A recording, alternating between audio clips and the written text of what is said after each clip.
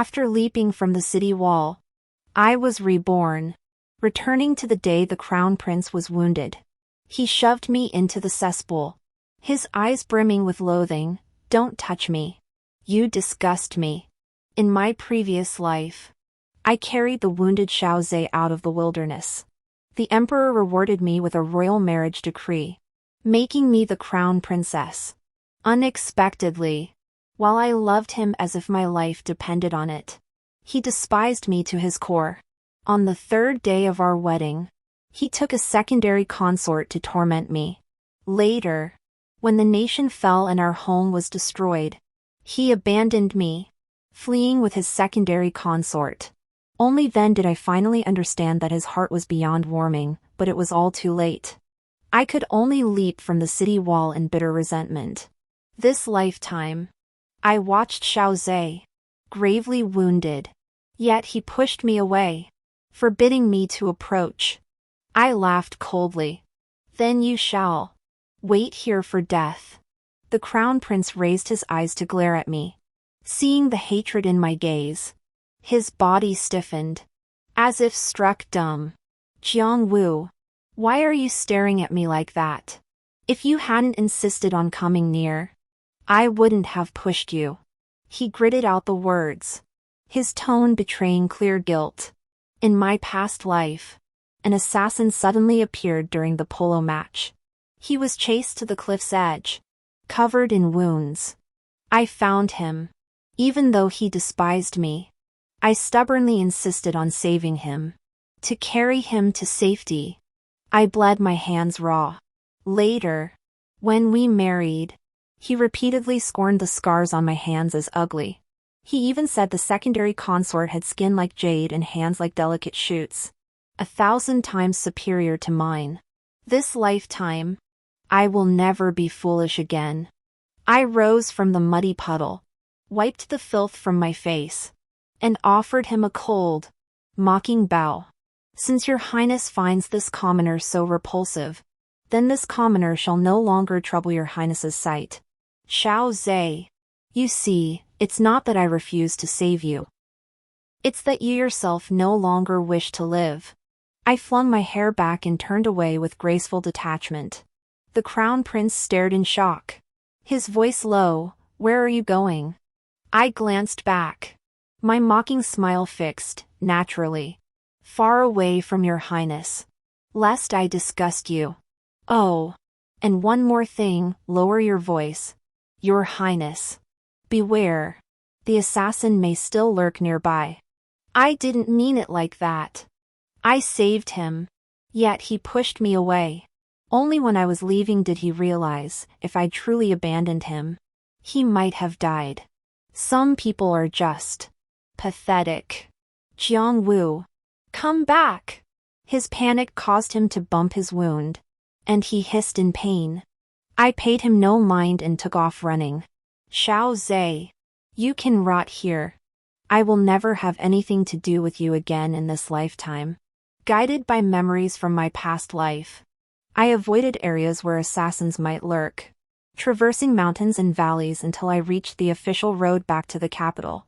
My clothes were completely torn to shreds, and both my shoes were lost somewhere.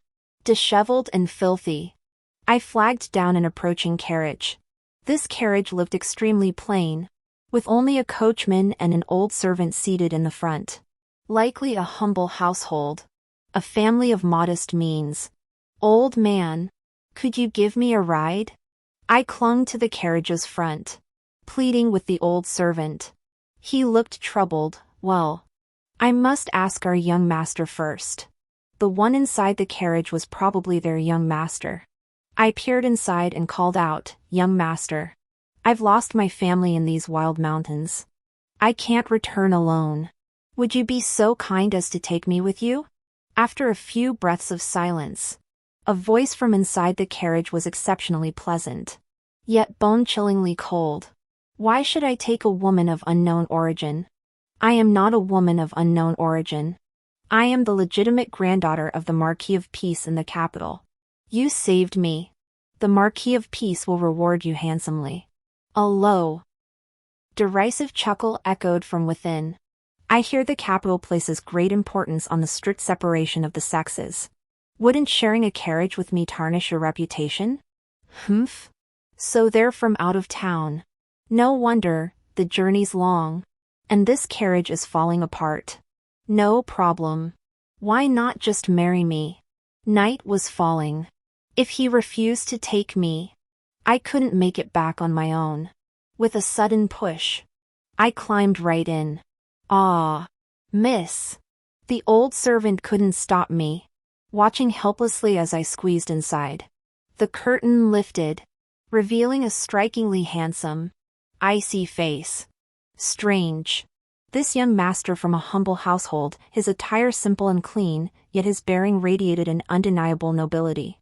His long, deep-set eyes seemed to howl with the frigid winds of the northern frontier, making one hesitate to meet his gaze. A man and a woman alone in a carriage together? If people saw, wouldn't you fear gossip? I paused for a moment, then smiled and sat down opposite him. Then why not arrange our betrothal immediately? That would silence any gossip.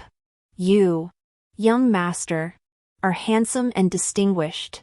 And I, though plain, am not without charm. It would be a match made in heaven, with neither party at a loss. His gaze swept over my grimy face, and he smiled silently. What are you laughing at? Once you're clean, you're quite pretty. I raised my hand to smooth my messy hair when a pristine silk handkerchief suddenly landed on my knee.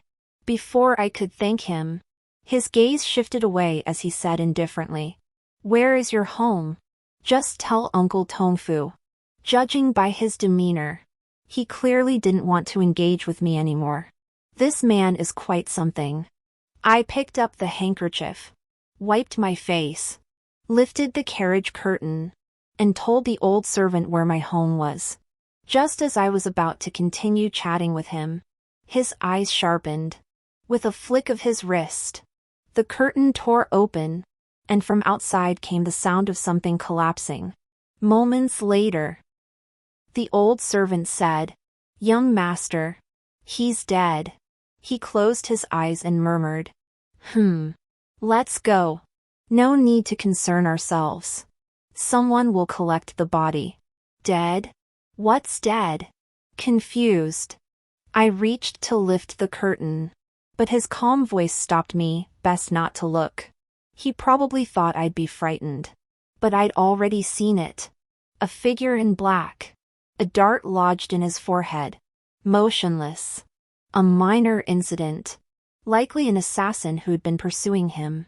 I glanced at the man, resting his eyes, inwardly marveling. This man was truly formidable. If I followed him, he might just save my life. I lowered the curtain and sat up straight, my posture suddenly stiff. Before nightfall, the carriage entered the capital city and stopped at my family's doorstep. I bowed to the man. "Please, sir, tell me your name. I wish to visit you in the future to express my gratitude." He merely lifted the curtain and said indifferently, "It was nothing. Go home now." What a bore. Seems this marriage won't be happening after all. Then wait here for a moment. Don't leave yet. I'll come out to find you shortly. I gave him a few parting words before lifting my skirt and leaping down from the carriage. The servant at the gate saw me and froze. After a moment of recognition, he cried out in both shock and joy, "The young miss has returned. The young miss has returned." Soon, a crowd of maids and servants rushed out, carrying quilts to wrap me in. "Miss, you've finally returned." The old madam was nearly driven mad with worry. The wet nurse, choking back sobs, shielded me as she hurried me inside, calling out, "Old madam, the eldest miss has returned." "Jiao Jiao." A hoarse cry came from ahead. The old madam of the Jiang household, my grandmother, face streaked with tears, stumbled toward me. I had never seen her cry. Now she seemed just an ordinary old woman. But in her youth, she had fought enemies and averted disasters. The late emperor had personally infected her as a female marquise. She was the strongest woman I had ever known. I had always believed she didn't love me. In my previous life, I resented her strictness, convinced she favored only her granddaughter and cared nothing for me. My heart grew distant from hers. Later, she fiercely opposed my association with Xiaozhe, insisting I marry a poor scholar instead. I thought she was harming me and turned against her outright. Only when I leaped from the city wall did I realize that the once poor scholar had become a high-ranking minister, while Xiaozhe was utterly unworthy of my lifelong commitment. Gazing at my grandmother, now white-haired, a flood of emotions overwhelmed me. How could she not love me? In my past life, I must have been blind to misunderstand her. Grandmother. I fell to my knees before her, sobbing uncontrollably. Jiao Jiao was wrong. Grandmother. I shouldn't have disobeyed you. Startled, she pulled me into her arms, her aged eyes brimming with tears. Jiao Jiao, she asked, incredulous. What did you just call me? Grandmother. Grandmother. I choked out, clinging tightly to her. In my past life, we were estranged. After coming of age, I only ever called her lady and never once addressed her as grandmother. I never imagined that today, this single word grandmother would make her so overjoyed. Good. Good. Jiao Jiao has returned. That's what matters. Jiao Jiao is safe. That's what matters. Grandmother is so happy. Her aged body visibly trembled, her arms clutching me so tightly it felt as though she wanted to merge me into her very being. Oh, grandmother. I haven't thanked the person who saved me yet. I wiped my face and hurriedly led grandmother inside, retrieving a casket of gold from the bedside. But when we reached the doorway, the courtyard lay empty, devoid of any trace. That person had long since departed. Before the carriage entered the city, I had spotted the imperial guards from my past life, searching the mountains for the crown prince. After returning, I surmised the crown prince must have been rescued. He wasn't dead, and he'd surely come seeking retribution. After weighing my options, I closed my eyes and collapsed into grandmother's arms, feigning unconsciousness. When the physician came to examine me, I still mumbled incoherently, "Hurry and save the crown prince. Save the crown prince." 3 days later, the assassin was captured, and Xiaozhe indeed sent men to demand accountability. Looking utterly haggard, I explained in a weak voice, "His Royal Highness the Crown Prince sent me away." After leaving, I intended to seek help immediately, but my body failed me. I fainted. I have failed His Royal Highness. Before the envoys could respond, my grandmother slammed her python-headed staff into the ground. The startled men stumbled back 3 paces. My Jiao Jiao is already this ill. She cries out in her dreams to save the crown prince. What more do you want? She's a frail woman, even if she hadn't fled. What could she possibly have done? Do you want her to pay with her life before you're satisfied? Madam, we were merely following whoever gave the orders. Let them speak for themselves. We'll take our leave. The men from the Eastern Palace, frightened, scattered like a flock of birds. No wonder my grandmother was so formidable. Her niece was the current empress, and she herself was a marquisess personally infected by the late emperor. Even the emperor and empress would show her deference. Don't be afraid, Jiao Jiao. With grandmother here, no one dares bully you. She stroked my head, gazing at me with tender eyes. Perhaps only in sickness could one witness such tenderness from her. Usually, her discipline was harsh and unforgiving. The slightest misstep earned a slap on the palm. Truthfully, it was all for my own good. Had she truly not cared, she would have ignored me. Why couldn't I see that in my past life? A pang of sadness washed over me as I nestled against her arm and drifted off. Sudden, hurried footsteps echoed at the doorway. Moments later, 2 women, one dressed in red, The other in green, stomped inside. "Aw woo. The gods have blessed you. You've returned safely." I didn't need to look up to know it was my stepmother and stepsister, those two pests. They must have just returned from visiting relatives. "Sister, you're unharmed. That's wonderful." My stepsister pressed a handkerchief to her flushed eyes, feigning deep concern for me. In my past life, I'd been deceived by her innocent facade, treating both mother and daughter with utmost kindness.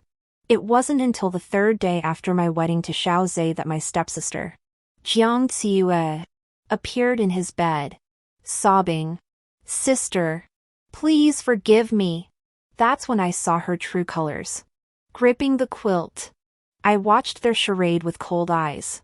Jiang Xiue's gaze met mine. For a moment, she seemed startled, retreating guiltily to my stepmother's side. Just then, another figure entered, bringing a chill breeze. It was my father. "I told you. Awu is fine. Look how frantic you two have become," urging the carriage on non-stop until it nearly broke down. Father removed his cloak and bowed to grandmother. "Mother, your son has returned."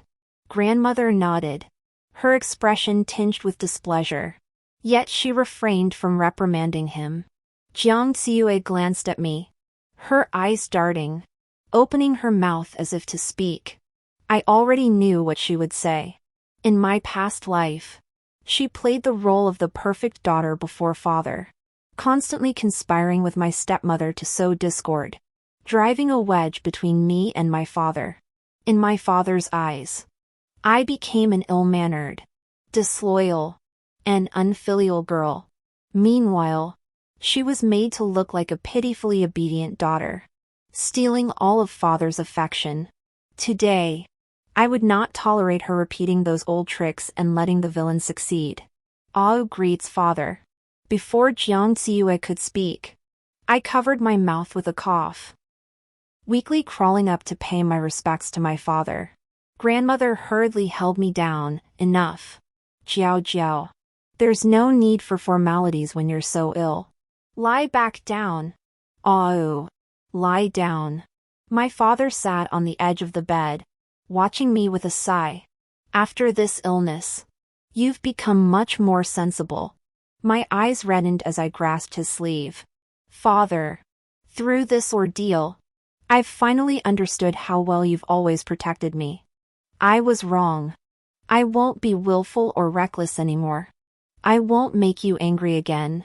My father paused, his expression softening considerably. The tenderness I hadn't seen in his eyes for so long returned. No matter how many misunderstandings we'd had before, I was still his biological daughter. Blood is thicker than water, he wouldn't stay angry with me forever. "You silly girl," he said. "I've never truly been angry with you. As long as you remember this lesson and don't act recklessly again, I'll be at ease." Jiang Xiue watched from the side, her face filled with astonishment.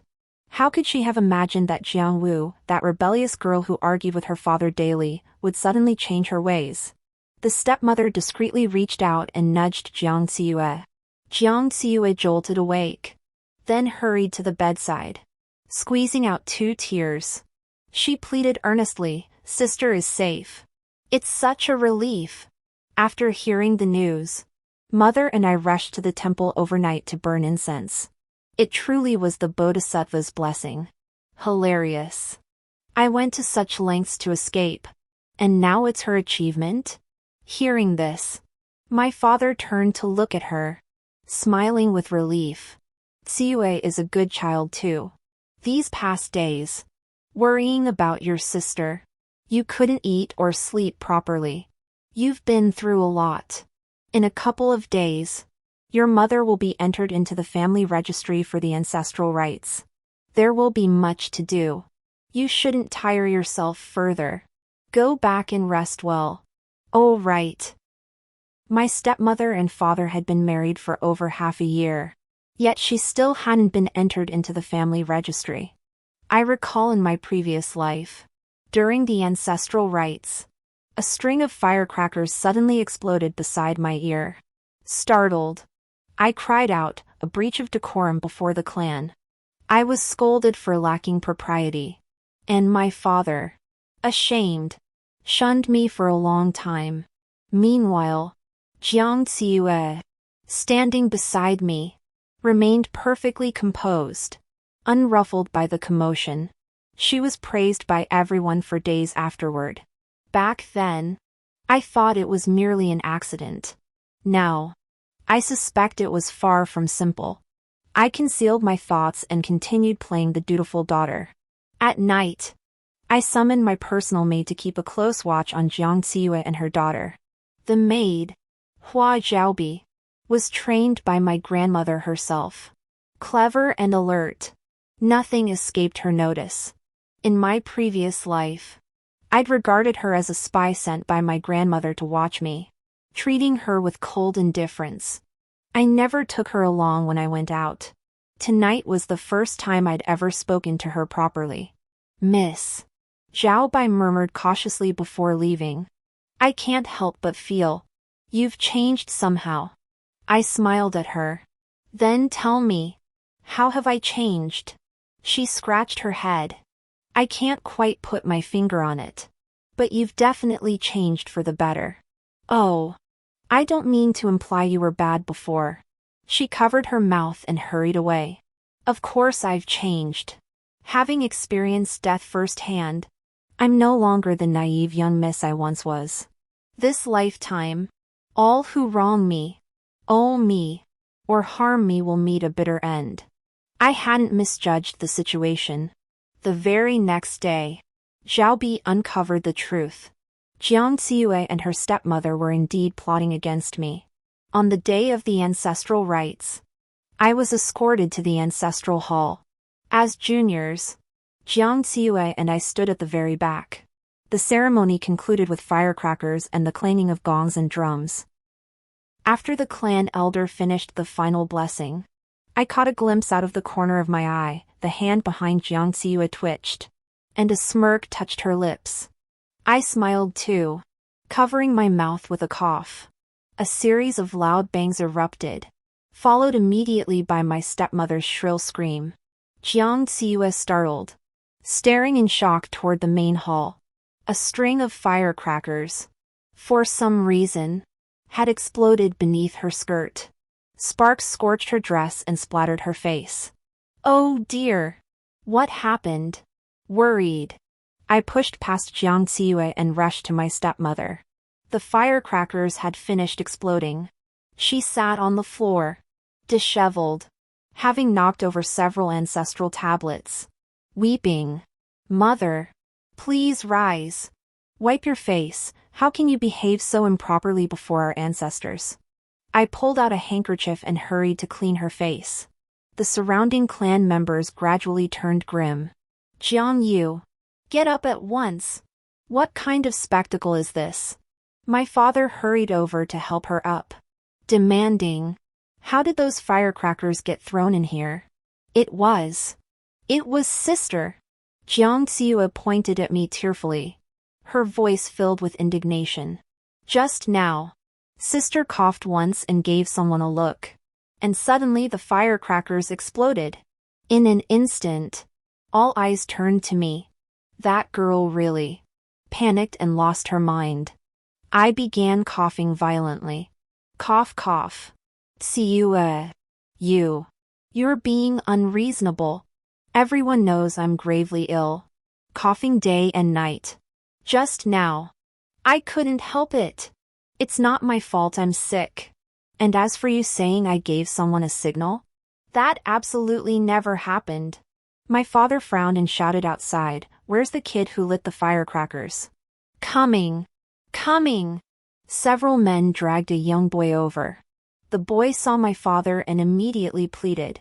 Uncle! I didn't throw those firecrackers. I was just about to light them in the courtyard when that little beggar kid barged in and snatched them away, causing this whole mess. He pointed outside. A younger child was hiding behind the door, grinning as he peered inside. Spotting everyone's gaze, he scrambled away. Someone murmured. Just a prank, right? Whose child is this? So mischievous. And the adults don't even discipline him. My father glanced at Jiang, his expression hardening. What's your problem? Making baseless accusations and slandering your sister in front of everyone. Jiang paled. Father. Hurry and help your mother up. Is this not embarrassing enough? My father angrily pulled Jiang up. Apologized to the clan chief. Completed the final rites. And then led us home with a dark expression. He personally escorted me back to my room, instructing me to rest well and recover. As for Jiang, ever since her return, the look in my father's eyes whenever he glanced at her held a hint of displeasure. That night, Xiaobi brought reward money for the 2 children from earlier. Returning, she beamed with satisfaction. So satisfying. Miss. Jiang Yusher and her daughter tried to harm us? Humph. Serves them right for trying to steal a chicken only to lose a sack of rice. No sooner had she finished than grandmother's voice echoed from the doorway. Who dares say stealing a chicken only to lose a sack of rice? Xiaobi and I froze. Both kneeling instantly. Grandmother stood firm, leaning on her python-headed staff. Her voice seething, "Oh, you have the nerve." Grandmother must have discovered what I'd done. She had always despised evil and detested such dirty tricks. No amount of explanation would help me now. So I simply spread my hands wide and offered them up. Grandmother. A Wu has erred. Please strike me. Do you know where you went wrong? I went wrong. I went wrong by resorting to underhanded tactics against others. No sooner had the words left my mouth than grandmother raised her cane and cracked it against my back. Her chest heaved with fury. An unmarried girl like you doing such things, if word got out. What would people say? Where would the Jiang family's honor be? Honor. Honor, always honor. In my past life, I spent a lifetime pretending to be virtuous and magnanimous for the Jiang family's honor. Living like a turtle hiding in its shell. It was suffocating. Yet I dared not show my anger. Grandmother meant well. This lifetime, I mustn't anger her again. Yes. Awu knows she was wrong. I bowed my head, obediently admitting my fault. It seems the time has come to arrange a match for you. To temper your spirit, lest you cause more trouble. Grandmother sighed. Reflect on your actions at home. In a few days, the young master from the Lin family of Liangqing will arrive in the capital. He's a fine lad. When he comes, you shall meet him and see what you think. What was bound to happen has finally come. In my past life, I stubbornly refused to meet that Lin family brother. Yet he later became a high-ranking minister, posted to govern a distant province. When the capital fell, he was spared. This time around, if I truly marry him, perhaps I can leave the capital with my family much sooner. Then, even if the barbarians breach the city walls, our family will remain safe. I nodded obediently and agreed, yes. Awu understands. Grandmother paused, likely surprised by my sudden compliance. You're not deceiving me. Are you? Does your heart still yearn for the crown prince? If Awu still yearned for the crown prince, she wouldn't have abandoned him and fled that day. After a long pause, grandmother nodded. Very well. Does your hand hurt? I shook my head with a smile. It doesn't hurt anymore. Grandmother didn't strike too hard. Should have hit harder. Now, you must stop causing trouble. I'll deal with the Jiang family myself. Understand? Grandmother gave me a reproachful glare, scolded Xiaobi a few more times, then returned to her own quarters. Grandmother confined me at home to reflect on my actions, forbidding me from going anywhere. 10 days later, the Empress summoned me, saying she wished to speak with me in the palace. The current Empress is grandmother's niece. She's always wanted me to marry Xiaozhe. Xiaozhe isn't her biological son, though raised under her name since childhood. He's never been particularly close to her. In fact, he's somewhat resentful toward her. I suspect this is also the main reason Xiaozhe dislikes me. He refuses to be arranged by the Empress. Before I left, grandmother slipped me a box of pastries. Jiao Jiao. The crown prince has been in the palace these past few days. You should go see him while you're there. Last time you ran off and left him behind, it wasn't exactly proper. You ought to apologize to him, lest he hold a grudge. I opened the box and nearly fainted from the scent. Xiaozhe? As if he deserves it. Humph. Back when I visited the palace, I'd bring him pastries I baked myself, only for him to toss them aside. Now, even if he begged on his knees, he'd never taste another thing from my kitchen. On the way to the capital, Zhao Bai and I polished off every last crumb of grandmother's pastries. Then we bought the cheapest coarse-grain flatbreads from a street vendor and packed them into the food box. Upon entering Cunning Palace, I paid my respects to the Empress. As always, she pulled me into conversation, subtly probing whether I still harbored feelings for Xiaozhe. In my past life, I saved Xiaozhe, and she seized the opportunity to petition the emperor for our marriage. This time, I abandoned Xiaozhe and fled, news that spread throughout the city, leaving her in a difficult position.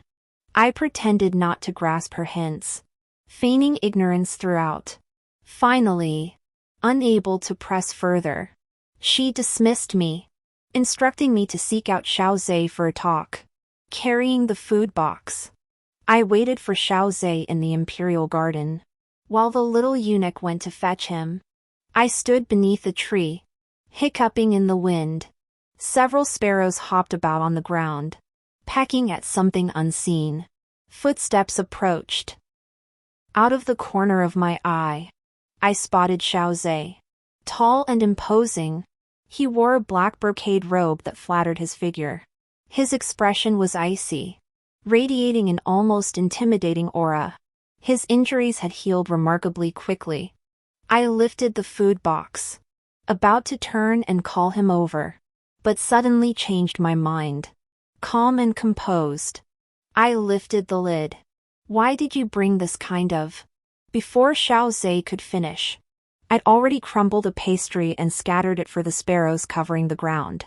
He choked, his outstretched hand awkwardly clenching into a fist before retracting. He'd never liked the things I brought before either. But out of courtesy, he'd always accept them only to discard them later. Seeing him humiliated this time gave me an inexplicable sense of satisfaction. I dared not laugh, pretending only now to notice him as I set the food box on the ground and curtsied. This humble maiden greets your highness. He acknowledged me with a single syllable, then resumed his cold, haughty demeanor. Jiang, since you've come to apologize of your own accord, I shan't hold it against you that you abandoned me last time. Who said I came to apologize? I brushed crumbs from my hands and replied nonchalantly, last time. You were the one who sent me away. After I left, I actively sought help to rescue you. What wrong have I done? Xiaozhe choked, his face turning pale. He'd expected me to beg forgiveness, only to be humiliated instead. Naturally, he felt utterly mortified. Then why did you come here? The Empress summoned me. I sighed. The Empress's commands cannot be refused. Your Highness. Let me be frank, she's always wanted me to marry you. For years. To please her, I kept circling around you. But now I want to live for myself. I refuse to waste any more time on you. Xiaozhe's pupils contracted. He hadn't expected me to say this. His face flushed from pale to crimson, a sight quite striking. Waste time? He was furious.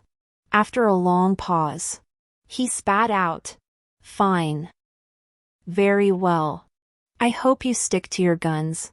From now on, never show your face before me again. As you wish. I curtsied cheerfully and walked away in high spirits. Not long after leaving, I realized I'd forgotten the food box and turned back to retrieve it. At the corner, I suddenly heard the eunuch beside Xiaozhe ask, "Your Highness, Miss Jiang used to cling to you like a leech. Why is she acting so strangely today?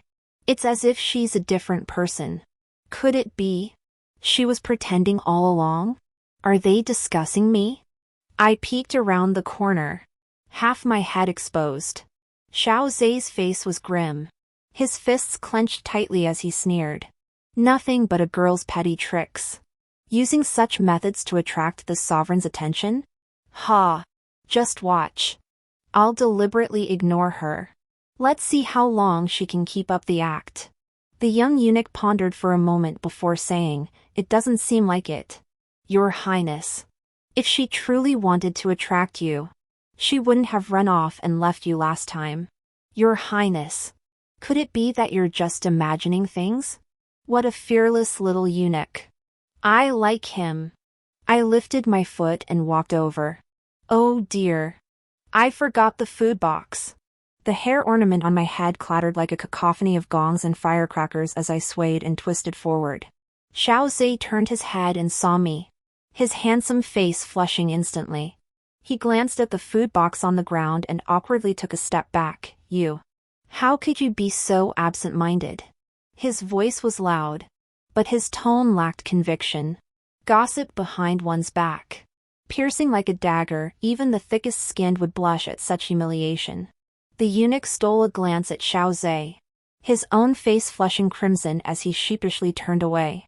I picked up the food box, about to leave, but paused, turning back with wide, curious eyes.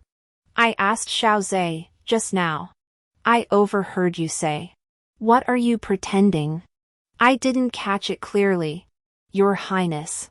What were you pretending?" Xiaozhe froze, his mind unusually slow to process the question, unsure how to respond. Hilarious. I glanced at the food box in my hand and said, "Ah, I get it. Your Highness must have taken a liking to this box and wants to use it for something. Right? What's there to be embarrassed about? My family has plenty of these. Here." Without waiting for his reaction, I shoved it into his hands. Xiaozhe took it, his face flushing as red as a monkey's bottom. I curtsied and swayed my hips as I walked away. Long after I was out of earshot, I caught a glimpse of Xiaozhe hoisting the food box and angrily smashing it onto a little eunuch's backside.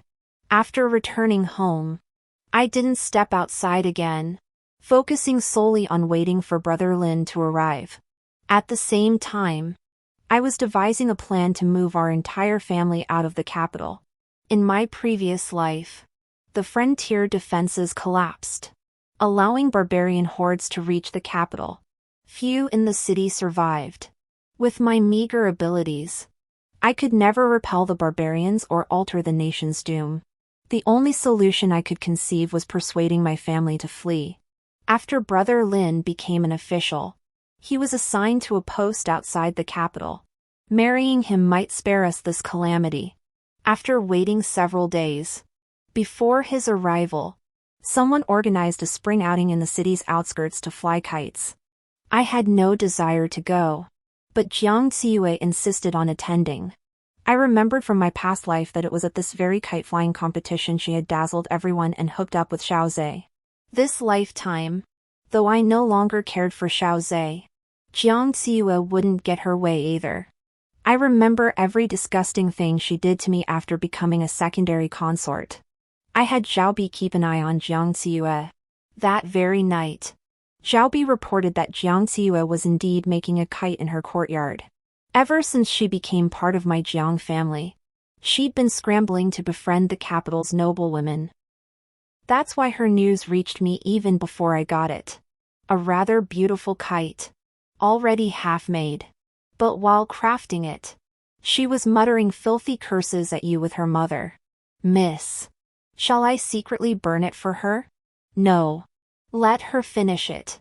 What fun would burning it now be? The real pleasure lies in letting her get close enough to pluck her goal from a tree branch, only to snatch it away in an instant." I didn't disturb Jiang. After 3 days. On the day of the spring outing, I followed her in a carriage. Upon reaching Malong Lake, Jiang jumped down and ran to greet the young ladies she'd befriended. Xiaobi seized the chance to slip into her carriage and steal the box holding her kites. Truly beautiful. Jiang had put her heart into it.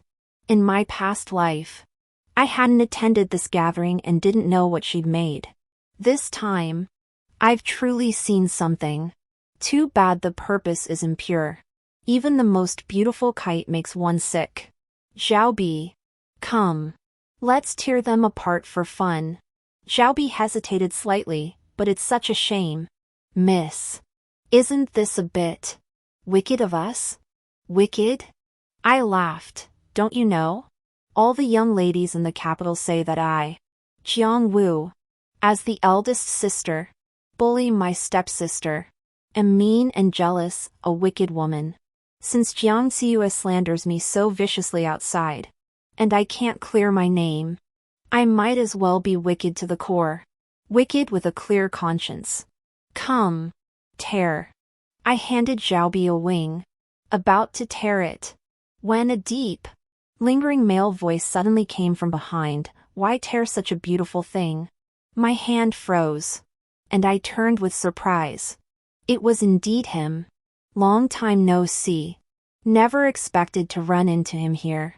This time, he wore a black brocade robe embroidered with tiger patterns, making him appear even more handsome and noble.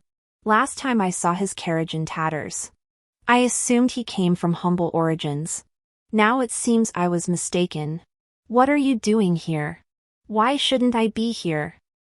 He glanced at the kite in my hands and added, "This doesn't seem to belong to you." His question jolted me back to reality. I was here to tear it apart. If I didn't hurry, Jiang would return soon. With a sharp tug, I ripped it to shreds. Still feeling unsatisfied, I tossed it on the ground and stomped it into dust. It truly wasn't mine. I gathered the scraps back into the box and had Xiaobi return it. Wiping my hands, I asked him, "You won't tell anyone, will you?" He remained silent. "You saw it yourself, I'm no saint." But my eyes twinkled as I smiled. "I am your fiancé. After all, you mustn't tell anyone." He chuckled. "Since when did I have a fiancé?" "Ever since I stepped into your carriage." "What? You don't like it?" He paused a moment before countering. "Who wouldn't like a bright and cheerful young lady like Miss Jiang?" The spring breeze was gentle, and his features were so strikingly handsome that my heart began to race. "But if you knew who I truly am, you'd likely wish you could take back what you said today." "Then tell me, who are you?" He remained silent, his gaze fixed on mine. The faint smile on his face shifted into a look of disappointment I couldn't decipher. I waited a few breaths before urging, "Speak!" Only then did he speak slowly. "I am Xiao Boyan." It felt like a thunderclap exploded in my mind, and my body stiffened. The 9th prince. Xiao Boyan? Indeed. Suddenly, I didn't know what to say. The 9th prince. Xiao Boyan. His mother was Consort Yen, a woman from the Miao tribes. 15 years ago, she personally orchestrated the witchcraft scandal that shocked the court and the realm, leading to the deaths of countless people. Later, Consort Yen was convicted, branded a criminal's wife, and executed. Xiao Boyan, disowned and cast aside, became a criminal himself. Exiled to Yenmen at the age of 10, though not demoted to commoner status. He remains without a title or fief to this day. Noticing my reaction, he remarked with a faint sneer. "Shocked? You must know I am a criminal. Marry me, and you become a criminal's wife." Yes. Marrying him would make me a criminal's wife, doomed to a life without peace. The Jiang family, a prestigious clan for 100 years, had only me left in this generation. I was finished, and the Jiang family's glory would be extinguished. I bit my lip. What criminal? Don't lose heart. Perhaps one day, with the Emperor's boundless grace, this matter will be put to rest. I haven't. He smiled, his eyes glinting like shards of ice. What are you afraid of? Rest assured. I know you're just joking. I haven't taken it to heart. Hearing him say this, my conscience pricked instead. Xiaobi waved at me and whispered, "Don't linger here too long. Jiang Xiue is coming back." I glanced at Xiao Boyan, then turned and ran off. Once in the crowd, I forced myself to forget what had just happened and greeted everyone. The young ladies of the capital all recognized me. But since I disliked socializing, and Jiang Xiue was close to them, playing the innocent victim daily, crying about how I bullied her, their attitude toward me was lukewarm. After some polite chatter, the host suggested everyone bring out their handmade kites for a contest. Jiang Xiue dashed back to the carriage first, proudly hauling out her box. "Xiue, seeing how you treasure it, you must have put great effort into this one." Of course. The young ladies from each household opened their boxes, displaying their handmade kites. When it came to Jiang Xiue, she clutched her box tightly, refusing to open it, and instead turned to me. "Sister, you're the most skilled and talented. Everything you make receives universal praise. With you here today, how could I dare be the first to open my box? Sister, why don't you bring out your kite first and let us all see it?" She knew full well I hadn't made one, yet she deliberately tried to pin the blame on me. Didn't she? I shrugged helplessly. I didn't make one. I can't make one. I'm just here to watch you all have fun. A wave of laughter rippled through the crowd, many faces twisting with disdain. Too bad. Having lived 2 lifetimes, I care little for appearances. I felt no shame whatsoever. In that case, Xiue, open your box and show us. All eyes turned to her. Jiang Xiue crouched down and proudly opened the box. But the moment she saw its contents, her face drained of color. The box was filled with shards, her kite. Now nothing but fragments. How could this be? Without the stunning revelation she'd imagined, Jiang Xiue lost her composure. Tears streamed down her face like a river. My kite! My kite was destroyed. She sobbed, clutching the shards like a child whose candy had been stolen. Her gaze swept around the room before fixing on me. It was you. You must have ruined my kite. I took a step back, feigning innocence. How dare you accuse me? Did you actually see me break it? Who else could it be? That's not certain. Maybe your kite got damaged by the carriage's jostling? Or perhaps it snapped for no reason? You didn't witness it breaking. Don't make baseless accusations. I fanned myself with my handkerchief and went off to admire others' creations. Without her kite, Jiang Xiue was reduced to a mere spectator, forced to watch other young ladies steal the spotlight with bitter resentment. Strange, I hadn't seen the Crown Prince or Xiao Boyan anywhere. This spring outing kept the genders separate. The ladies gathered on the left bank of the stream, the gentlemen on the right. Right now, they were playing games like arrow throwing. I sat on the grass, bored stiff for the entire morning. At lunchtime, everyone gathered together. Jiang Xiue must have said something to the ladies she was with, because they suddenly decided to champion her cause and take me to task. They were all somewhat talented, so one after another, they composed poems and recited them for everyone to hear. Mostly, they were just sour verses mocking me for being mean and jealous. I watched their little show with cold indifference, then picked up a brush and said, "Since everyone's feeling so poetic, I'll compose a verse to match the mood." All eyes turned to me, expecting a spectacle. Only when I finished writing, stood up, and pinned my poem to the tree did they fall silent. A bunch of ugly hags, with foul mouths and endless complaints, brains dumber than pigs, talent scarce as hen's teeth. Jiang. Jiang Wu. Someone stomped angrily, pointing at me and demanding, "Who are you insulting?" I rolled my eyes. When you throw stones at dogs, the one hit cries loudest. Whoever feels targeted, that's who I'm talking about. You're utterly crude and insolent. Can't you come up with anything nicer to insult us? Is your pig brain so lacking in vocabulary? No wonder you're all paired with someone like Jiang. Each of you looks like a block of elm wood. You can't even curse properly. If you taught dogs to read, they'd curse better than you. These few lines truly ignited their fury. The ladies who were with Jiang turned bright red with rage and lunged to rip my hair ornaments. Jiang Wu, I'll tear your mouth off. I wasn't scared. I grabbed hold of them and started flailing wildly. Originally, this spring outing kept the genders separate.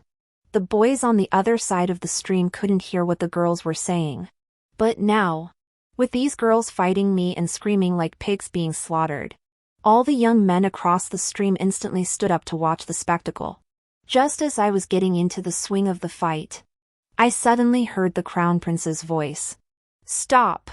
Xiao Zai's voice wasn't loud, but it carried immense authority. The young ladies, hearing it, immediately let go. "Your Highness."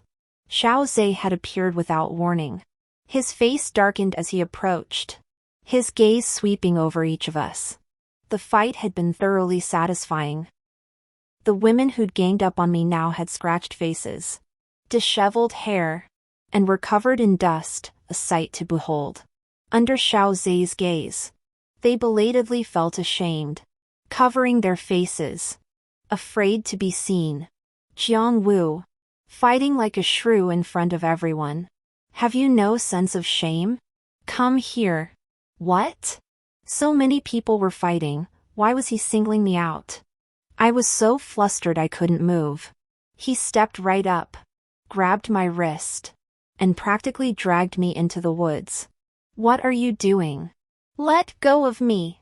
Xiao Zai released his grip, his voice filled with indignation. "Jiang Wu, look at yourself. You're a disgrace. Causing such a commotion today, don't you fear the shame?" I laughed bitterly. Embarrassing? Who am I embarrassing? My reputation's already ruined. What worse could a fight do? But them, they're all proper young ladies who treasure their reputations like their lives. After getting beaten like that today, they'll be laughed at for the rest of their lives. That's the real disgrace. And you're still gloating? Of course I'm gloating. Whoever cares loses. I've got nothing to lose, why shouldn't I gloat? He was speechless with anger.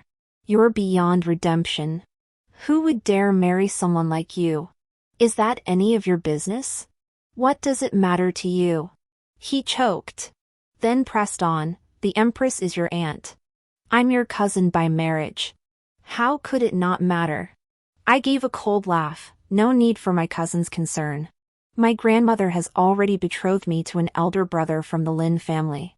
They'll come to our estate in a few days to discuss the marriage. The Lin brother is the most kind-hearted man, he wouldn't hold such a trifling matter against me. He froze. After a long moment, he asked me in disbelief, "Last month you swore you'd marry no one but me. And now this month you're discussing marriage with someone else? Your Highness. That chapter ended long ago. I told you back in the palace, I don't like you.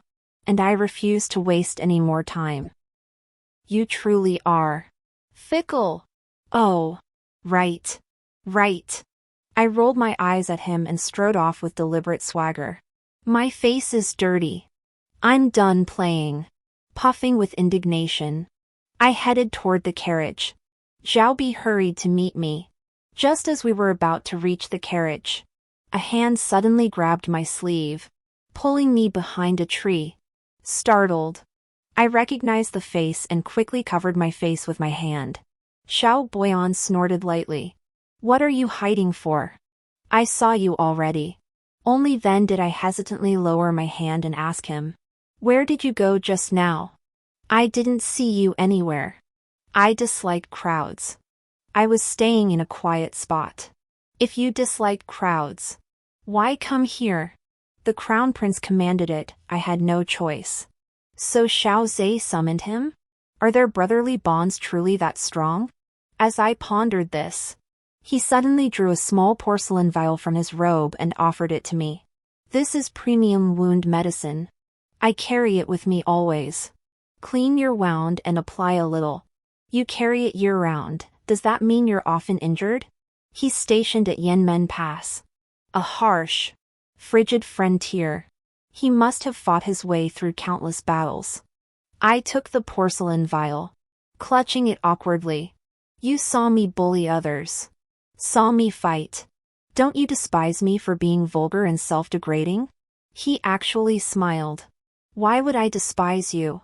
The so-called noble ladies and distinguished young men of the capital are the most hypocritical. Watching you fight them actually gave me a sense of satisfaction. For some reason, a weight lifted from my heart.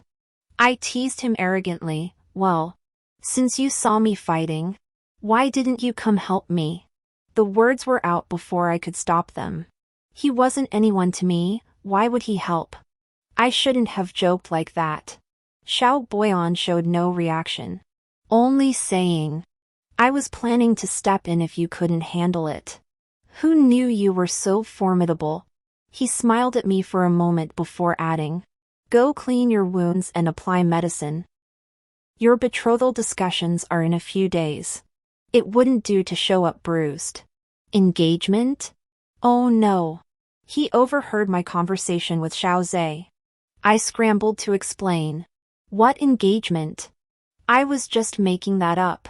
He's actually here for the imperial exams. We've never even met. There's not a single stroke of the brush yet. I only said that because the crown prince claimed I'd never find a husband. He smiled. How could you not find a husband? Besides, a woman's worth isn't measured by whether a man wants her. You needn't pay him any mind. Thank you. You're so kind. He was the only person besides my grandmother who ever said that. In the distance, Xiao Zhe had somehow approached. Spotting us, he called out loudly, Boyan. My legs trembled in fright. Xiao Boyan turned to him, bowing with measured courtesy, Your Highness. Xiao Zhe shot me a disgusted look, Boyan. Why are you with her? Xiao Boyan glanced at me, lowering his eyes, Your Highness. I accidentally stepped on the hem of Miss Jiang's gown and was apologizing. Oh. Xiao Zhe exhaled in relief. What apology? She was likely careless herself and is now blaming you. Don't stand with her any longer. Come here, I have much to discuss with you. Yes. Your Highness. Xiao Boyan nodded, gave me a brief nod, and strode toward Xiao Zhe. That bastard crown prince. I shot him a silent glare before pulling Xiaobi along and heading home. After returning home, I feared Jiang Xiue would go cry to my father, so I didn't tend to the wound on my face. I played the victim first, finding my father and putting on a show of tears. When Jiang Xiue returned, I was clutching my face, wailing pitifully. My father looked at her and asked irritably, Why did you team up with outsiders today to bully your sister? Jiang Xiue froze, scrambling to explain. I didn't team up with outsiders to bully her. My sister tore my kite first. The other young lady couldn't stand it and just said a few words to her. A few words. And you've left her face like this? My father's face flushed with anger. Look at what you've done to your sister. How will she live her life now? And this kite you claim she tore, do you have proof? Jiang Xiue stammered, unable to respond. Finally, she threw caution to the wind. She was the only one who didn't make a kite today. Clearly she's jealous of me. Madame Jiang Yu was nearly beside herself with anxiety. She'd been signaling to Jiang Xiue for ages.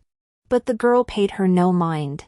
Finally, Madame Jiang Yu had no choice but to step in herself. Master, please calm down. None of us were there today to know the truth. You know Xiue has always been timid. How could she possibly bully Ao? And surely I wouldn't falsely accuse Ciue. There must be a misunderstanding. The young ladies of the capital have always envied our Awu and Ciue. It's entirely possible they're the ones stirring up trouble between them. This Jiang Yushi truly has a silver tongue. If father were to hear her words, he might even feel pity for Jiang Ciue, thinking she's been taken advantage of. I was about to speak up in concern when a furious shout rang out from the doorway, so it was someone else stirring trouble. In my opinion, it's malicious intent. The fox's tail can't stay hidden. Grandmother. I turned to see her glaring coldly at Jiang Yu and her daughter. Her teeth clenched. What scheming could possibly justify beating my precious Jiao like this?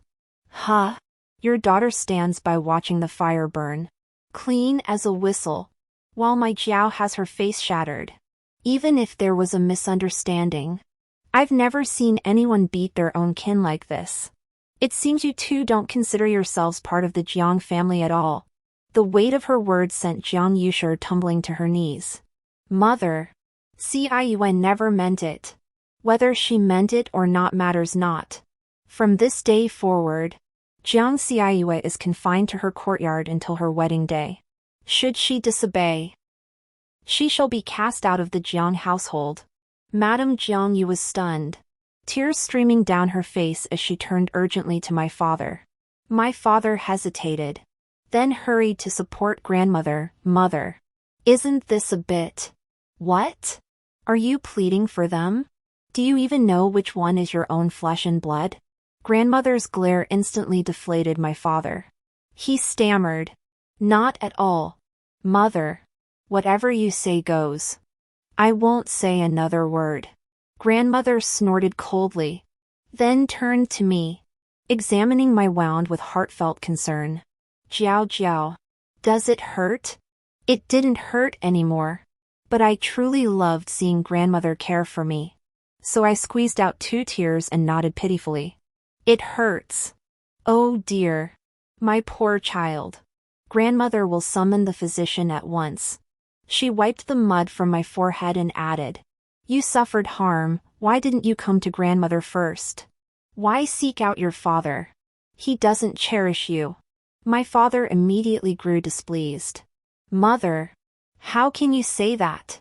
I'm her biological father, how could I not cherish her? Grandmother couldn't be bothered to argue. She gave him a cold stare. Go find the doctor now. Yes. My father glanced at grandmother, then sulkily ran off to fetch the physician. I sniffled and burrowed into grandmother's embrace.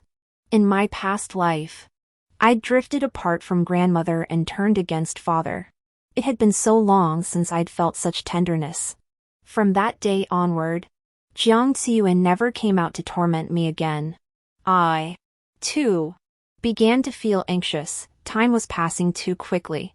By autumn, the barbarian tribes would breach Yanmen Pass and march straight on the capital. I had to find a way to move the entire family out before then. Or persuade the court to reinforce Yanmen Pass's defenses. In my previous life, it was likely after Xiao Boyan left Yanmen Pass that its defenses weakened, giving the barbarians their chance. But Xiao Boyan had been stationed outside the capital for 10 years. Now that he'd finally returned, he likely wouldn't want to go back to Yanmen. Who else could go then? Headache.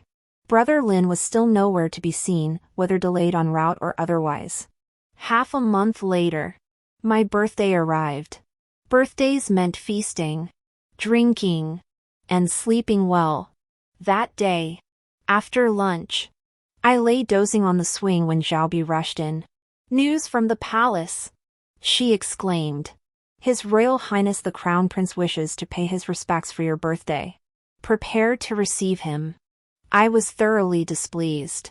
What business does that dog of a crown prince have here? Most likely the Empress sent him. Really? Disturbing my peaceful slumber. Nothing to prepare. We'll see when he arrives. I closed my eyes and lay back down. When I awoke, dusk was already settling in, rubbing my eyes and patting my aching waist. I made my way to the front hall. Xiaobi hurried to greet me. Miss, you're finally awake. His Highness the Crown Prince has been waiting for hours. He's already finished 2 pots of tea. I froze. Then why didn't you wake me? His Highness forbade it, saying he'd wait for you to wake naturally. Oh. Well then. It's not my fault. I strolled leisurely into the front hall and saw Xiaozhe. Yawning, oh. The prince has arrived. Xiaozhe set down his teacup. His expression sour. Eyes smoldering with suppressed anger. Finally awake? Jiang Wu. You knew I was coming. Yet you slept through it all? I was speechless. You didn't call me. If you'd just sent someone to wake me, I would have gotten up. Besides, how was I supposed to know he'd be waiting here for so long? Hearing this, Xiaozhe grew even angrier, his face turning pale. On the table sat a beautiful box. I reached out and picked it up. What's this? I opened the box to find a set of jewelry, all the latest styles. Crafted from the finest materials. Adorned with rubies and sapphires. It was exquisite. How beautiful. Is this for me? I happily picked up a hairpin and adorned my hair. Admiring myself. Xiaozhe grumbled. This is a set of jewelry specially crafted for you by Her Majesty the Empress. Consider it a birthday gift. So it was from Her Majesty the Empress. She's so kind. I thought it was from Your Highness. Watching me twirl around admiring myself, his expression softened slightly. He reached into his robe and said, I also have something for you. But I suppose Your Highness wouldn't have time to prepare a gift for me anyway. Even if you did, I wouldn't want it. I removed the hairpin and pouted. Lifting my gaze, I saw his face darken again. Huh? Your Highness. What are you doing with your hand in your robe? He glared at me, snapping irritably. Each! Scratch it! After leaving me, Xiaozhe went to speak with my father, both serving in the court. Their conversation likely revolved around official matters. No sooner had he departed than grandmother came looking for me. Grasping my hand, joy lighting her eyes, she said, Jiao Jiao, Brother Lin has arrived in the capital. Go welcome him at once. I froze. Can't we just send the steward? Grandmother scolded playfully. How could that do? The Lin family and ours have been close for generations. The host must greet them personally to avoid rudeness. I'm too old to walk. And your father is busy. You going would be perfect. Wouldn't it? Oh. Come on. Grandmother. Your scheme is so transparent even the Huns could hear it. You just want me to use this chance to get close to Brother Lin. Don't you? I'm not stupid. I won't go. I refuse. Just as I started to run, grandmother's face darkened. Oh. Have I been spoiling you too much lately? Help. I was genuinely afraid she'd get serious, bloodline pressure. You know. I stammered and protested. Unwilling to go. Grandmother snapped sternly. Do you think I'd harm you? Hurry! Your Lin family brother's carriage is entering the city. Go meet him. I couldn't resist and had to board the carriage to greet him. Night fell. Lanterns lit the streets. Vendors selling oil, fruit, fans, and lanterns crowded the bustling thoroughfare. The carriage struggled to navigate through the throng. As we neared the south gate, I suddenly heard commotion ahead. Then, a shrill cry pierced the bustling scene. Catch the assassin! Screams erupted all around, chaos erupting like a boiling pot. Xiaobi hurriedly lifted the curtain and exclaimed, Miss! Get out now! But the startled horse bucked violently, flinging her out. Panicked, I clung desperately to the windowsill, yet was still tossed about until I was dizzy and disoriented. My insides ached from the jolt. Just as I thought I was done for, I suddenly heard several commands to rein in the horses, and the carriage slowly came to a halt. The curtain was suddenly pulled aside. Are you all right? A familiar voice rang out.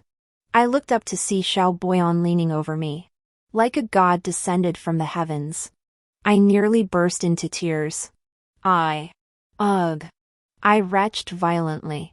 Xiao supported me, not flinching, as if unconcerned about me vomiting on him.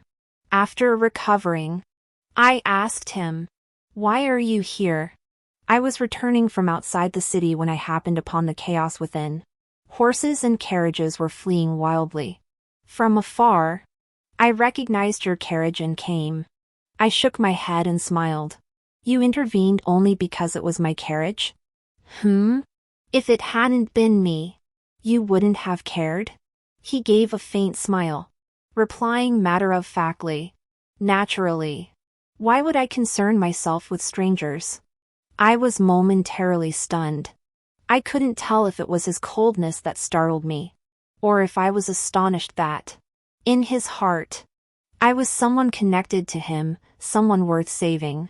That last time outside the city, I'd stumbled into making him make an exception for me. Thinking of that, I felt a tiny flicker of happiness. The carriage curtain was yanked open again. Xiaobi's panicked voice rang out, "Miss, are you all right?" Ninth Prince? Xiao Boyan held no official title, leaving Xiaobi momentarily at a loss for how to address him. She simply called him Ninth Prince. He glanced at Xiaobi, helped me to my feet, and asked, "What were you planning to do out so late?" I froze. He watched me, waiting. I could only stammer out, I was going to pick up a distant cousin. It was meant to be a flimsy excuse. But to my surprise, he remembered my earlier words perfectly. He raised an eyebrow. Could it be that Lin family brother who wants to discuss marriage with you? Your family sent you to fetch him, so they must be quite pleased with him and eager for you two to be together. Not really. I didn't want to go. It was my grandmother who insisted I must. He nodded. He plopped down beside me. I'll go with you. Huh? His expression was earnest. The southern part of the city is a bit chaotic right now. Going alone might not be safe. With me, nothing will go wrong. But what do I tell people? Just say I'm your servant. That's so embarrassing. Servant. The word felt awkward. Xiaobi sat outside as the carriage set off again, heading to wait at the south gate. I stepped down, glancing around with a heavy heart. Grandmother must have truly loved Brother Lin. In both lifetimes, she wanted me to marry him. If I fulfilled her wish, she would surely be overjoyed. Besides, Brother Lin later became a high-ranking minister. No matter how I thought about it, he was the perfect husband. Yet somehow, my heart felt restless. I didn't look forward to seeing him at all. Could it be because of Xiao Boyan? Startled by my own thought, I hastily fanned myself to dispel the sudden heat. Before half a cup of tea had been drunk, a young gentleman entered through the south gate, accompanied by attendants, clad in plain robes. He possessed a clean-cut demeanor and rather handsome features. Spotting the small banner bearing the character Jiang held aloft by Xiaobi, he strode directly toward us. With a respectful bow, neither humble nor arrogant, he addressed us, "I am Lin Jingyu of Yuzhou. Might I ask if you are from the Marquis of Ping'an's household?" I hurried forward, curtsying slightly. "Cousin Lin, I am Jiang Wu. Grandmother sent me to fetch you. So it's my cousin. Tonight is her birthday. Yet she still troubles herself to come meet me. I truly feel unworthy of such kindness." Lin Jingyu looked quite embarrassed, his face flushing red. "It's nothing. Grandmother was worried about the hardships of your journey and feared neglecting you. So she sent me. Cousin Lin, where is your carriage?" Lin Jingyu felt a pang of embarrassment. "I have no carriage." I remembered, Lin Jingyu was still a penniless scholar, having walked all the way here. I felt embarrassed too. I'd driven out in a carriage. Grandmother hadn't reminded me. But why would she? She probably hoped we'd ride together, her plans were quite clever. I gestured invitingly, then you. Never mind. Let's walk back. Since I've come out of the capital, I'd like to stroll and see the sights. Very well. This Lin Jingyu was quite an easygoing fellow. After a few steps, he awkwardly struck up conversation, inquiring about Xiaobi's name, the coachman's name, and formally greeting them both. Finally, he asked Xiao Boyan's name. Xiao Boyan remained composed, bowing slightly. I am Wu Xiaojiang, the young lady's attendant. Greetings, Brother Wu. Lin Jingyu bowed to Xiao Boyan, then looked at him with regret. I see Brother Wu possesses extraordinary bearing. To serve merely as an attendant is truly a waste of talent. Xiao Boyan smiled faintly. It is no waste. To remain by the young lady's side is a blessing for this humble Wu. Hearing this, I suddenly felt my face flush and my heart race. Lin Jingyu nodded and said nothing more. The atmosphere grew awkward once more. Could it be that I truly had to accompany him all the way home, only to be forcibly matched with him by my grandmother? I stole a glance at Xiao Boyan, who was following closely behind me, feeling uneasy. Unfortunately, he was still a convicted minister. Even if I were willing, the entire Jiang household would never consent. I truly felt nothing for this Lin Jingyu and genuinely didn't want to be forced into a match with him. As we drew closer to home, the situation only grew more complicated. My palms grew clammy with frustration as I pondered how to tactfully let Lin Jingyu know he shouldn't entertain any hopes. But then, Lin Jingyu suddenly stopped. Cousin Jiang. He looked at me, as if he wanted to say something, yet hesitated. My heart sank. What is it? In that moment, I truly feared he might suddenly declare he'd come to ask for my hand in marriage. Instead, he bowed to me, Cousin Jiang. After much thought, I feel I must speak plainly. He gritted his teeth and said, before coming to the capital, the Marquis of Pingin's household hinted they wished me to ask for your hand. However, Lin Jingyu feels unworthy of Cousin Jiang. And besides, I already have someone in my heart. It took me a long moment to process. What did he say? He doesn't like me. Lin Jingyu thought I was heartbroken. He apologized repeatedly while declaring his resolve. I know I've wronged Cousin Jiang, but I cannot betray the one I love. Though she comes from a poor family and is a little mute, in my eyes she is the most wonderful woman. Even if offered a princess or a fairy, I would not trade her. In this life, I will marry no one but her. He loved a little mute girl. He wouldn't marry me. How could I blame him? I was too grateful for words. Overjoyed, I bowed to Lin Jingyu. Cousin Lin, I understand your feelings. I respect you and support you. I'll speak with grandmother properly. I'll never force you. Lin Jingyu gazed at me with surprise and delight. Thank you, Cousin Jiang. Your understanding nature will surely find you a worthy husband. I shan't enter the home mansion now.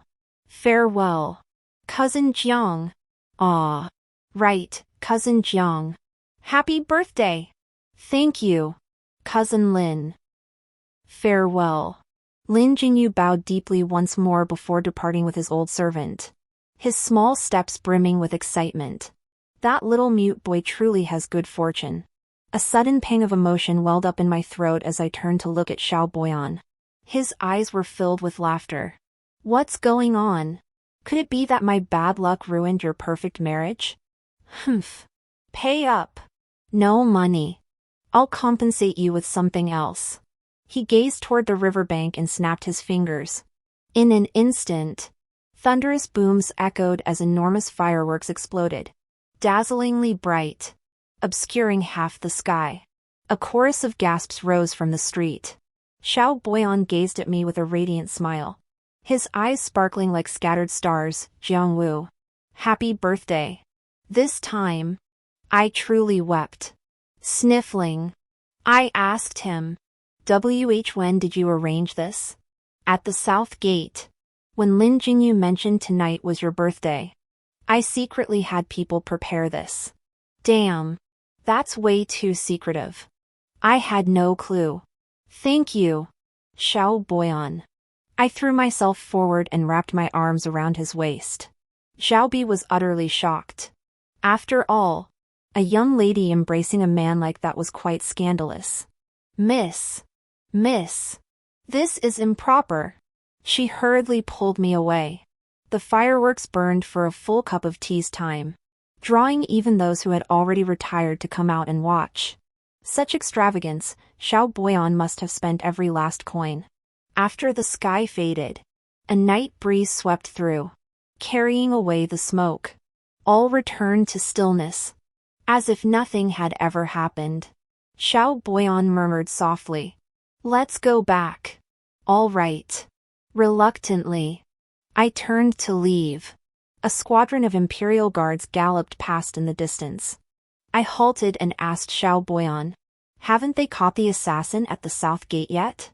"Probably not." "Who was that assassin?" "His exact identity remains unknown, but witnesses suggest he might be a barbarian." "A barbarian?" "A barbarian." I suddenly felt excited. Xiao Boyan looked at me, puzzled.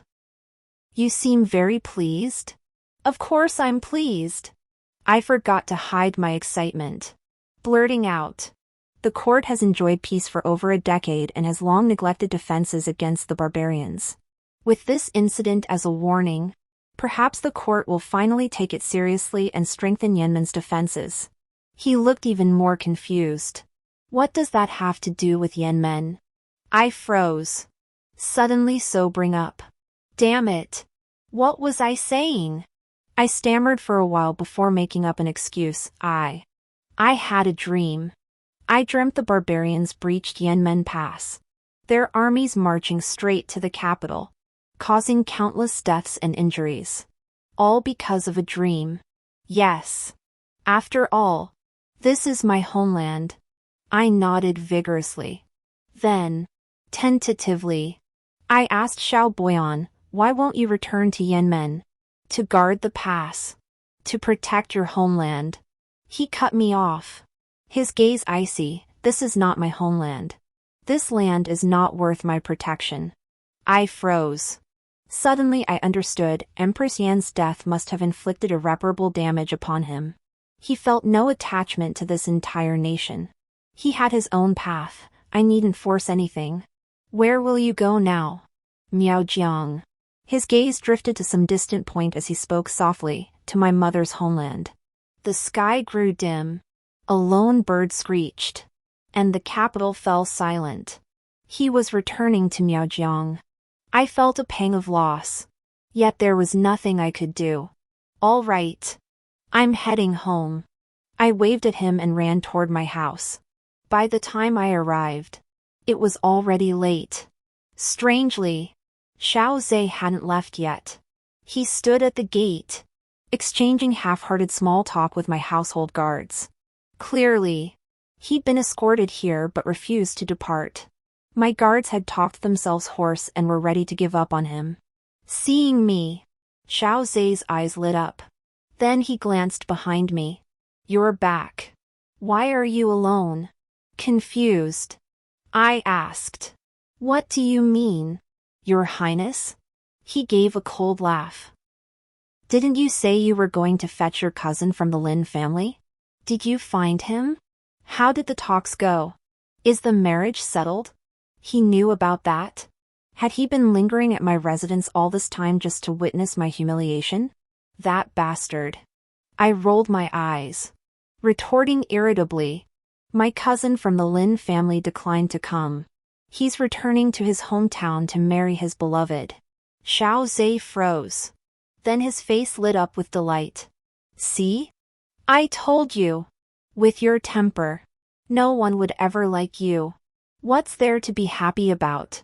That dog of a crown prince just can't stand seeing me do well." Just as I was about to scold him, a soft, gentle voice suddenly reached my ears. "Your Highness, it's hot today. This humble maiden has cut some watermelon. Would your highness care to try some? I froze. Jiang? Wasn't she forbidden from leaving the small courtyard? Was she so afraid of being married off to just anyone that she'd resorted to desperate measures? I won't eat it. Xiao grinned at me, chattering incessantly. Jiang Wu, what are you going to do now? Nobody wants you. Maybe I should take pity on you. Your Highness. This melon is exceptionally sweet. Please try a bite. Her jade-like hand cradled the melon as she offered it to Xiao. The smile vanished instantly from his face. He turned to her with a sinister glare. Who are you?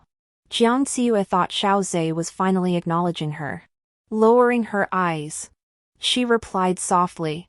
This humble maiden is Jiang, the second granddaughter of the Marquis of Ping'an. Jiang? The Marquis of Ping'an has only one granddaughter. What sort of creature are you? Jiang froze. Suddenly flustered. This humble maiden. You clueless fool. You've ruined my good mood. Jiang Wu. Keep your family in line.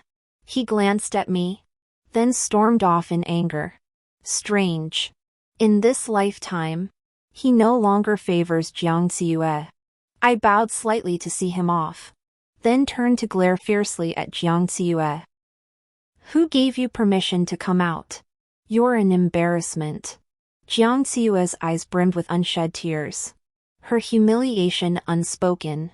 Madame Jiang rushed out, feigning indignation as she scolded. Why did you come out? Quickly return with your mother. This Jiang household harbors evil spirits that devour people.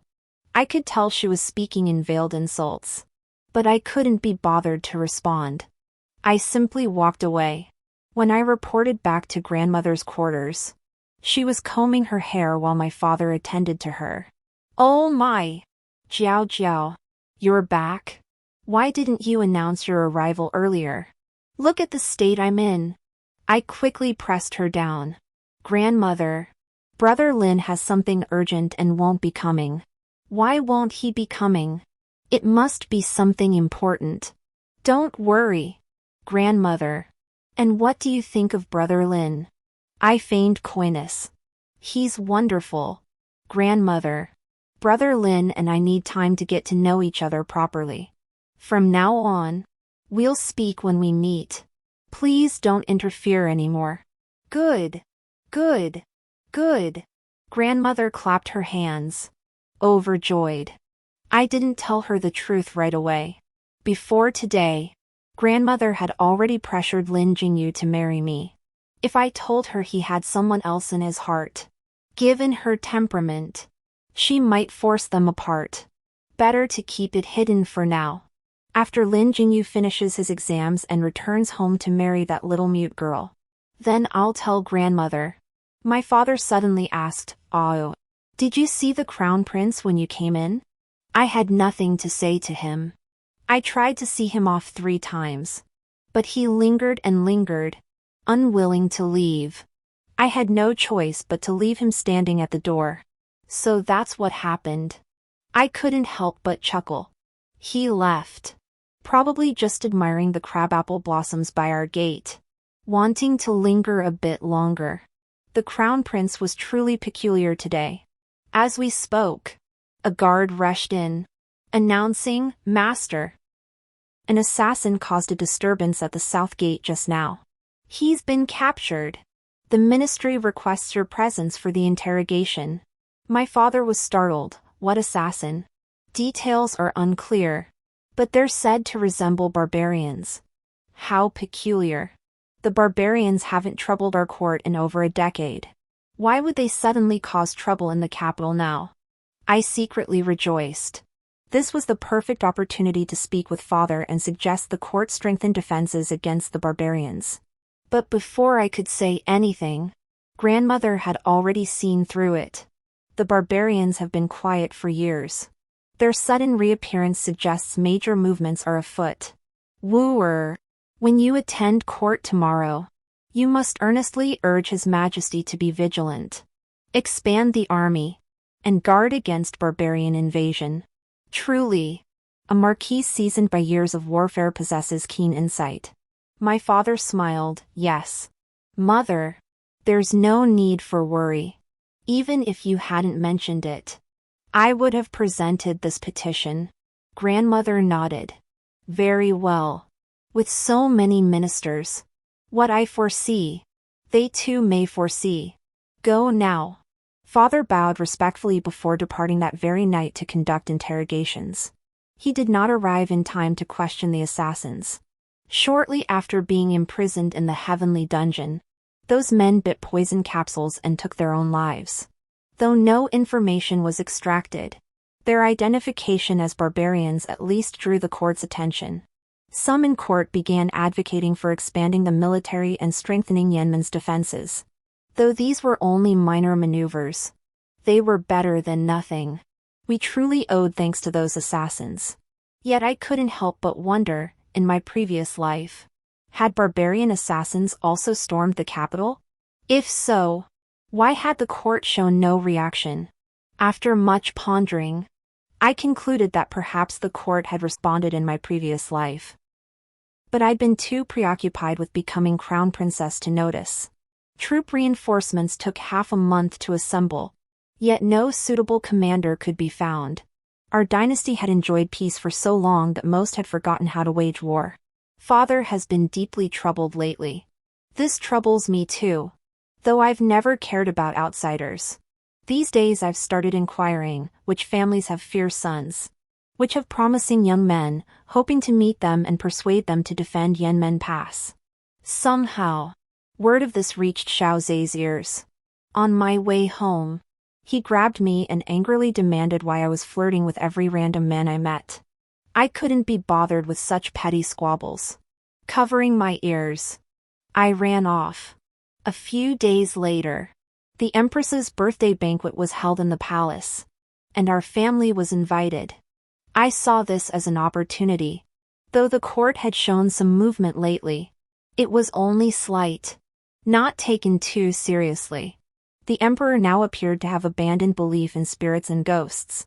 But deep down, he remained deeply concerned. Otherwise, the witchcraft scandal involving consort Yan wouldn't have escalated so dramatically back then.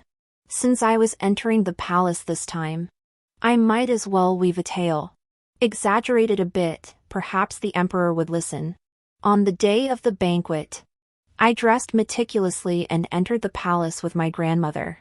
We weren't the only family invited, nearly all the families of officials ranked second grade or higher were present. I suspect the empress also intended to use this occasion to select a crown princess for Xiao Zhe. Before the banquet began, seated at the front, I overheard the low murmurs of other noblewomen behind me. Is that Jiang Wu? I hear she's notoriously arrogant and lawless. Just the other day, she publicly assaulted someone. Really? You're just finding out now? She loves bullying people. Now she's infamous throughout the capital as the wicked woman. Remember Jiang Xiue? She hasn't been seen out for days. Maybe Jiang Wu already killed her. Oh, how terrifying. I heard she's arranging a marriage recently. Whichever family marries her will be doomed. How outrageous. Probably those young ladies I beat up started the rumors. Seems my reputation as a villainess has spread far and wide. I sighed and lowered my head to eat the fruit. Suddenly, grandmother pressed my hand. Jiao Jiao. Don't mind what others say. She gazed at me with tender eyes. Their opinions don't matter. It's enough that I know you're not that kind of person. Even if no one will marry you, I'll always cherish you. I froze. The world may deem me tainted, yet one person still believes in me, stands as my pillar. How fortunate I am. I curved my lips into a smile, hiding the glistening tears. After about half a cup of tea, the emperor and empress arrived. Once everyone had offered their respectful wishes for the empress's longevity, the festivities began, drinking, revelry, and calling upon the daughters of each household to showcase their talents. I scanned the room but saw no sign of Xiao Boyan. Suddenly it dawned on me, given his status, he likely wouldn't attend such gatherings. Xiao Zhe, however, seemed bored, seated below the emperor and empress. He drank sullenly, paying no attention to the performances. His gaze kept drifting toward me. For a moment, I feared he might cause trouble. But he didn't. After downing 2 full jugs of wine, he vanished, having eaten too many fruits. I soon felt the urge to relieve myself and excused myself from the banquet. Walking along the garden path, I suddenly heard Xiao Zhe's voice, drunken and seemingly furious. "Don't stop me. I can still drink." A young eunuch beside him urged anxiously. "Your Highness, please return to rest. Going out like this is hardly proper." "I am the crown prince.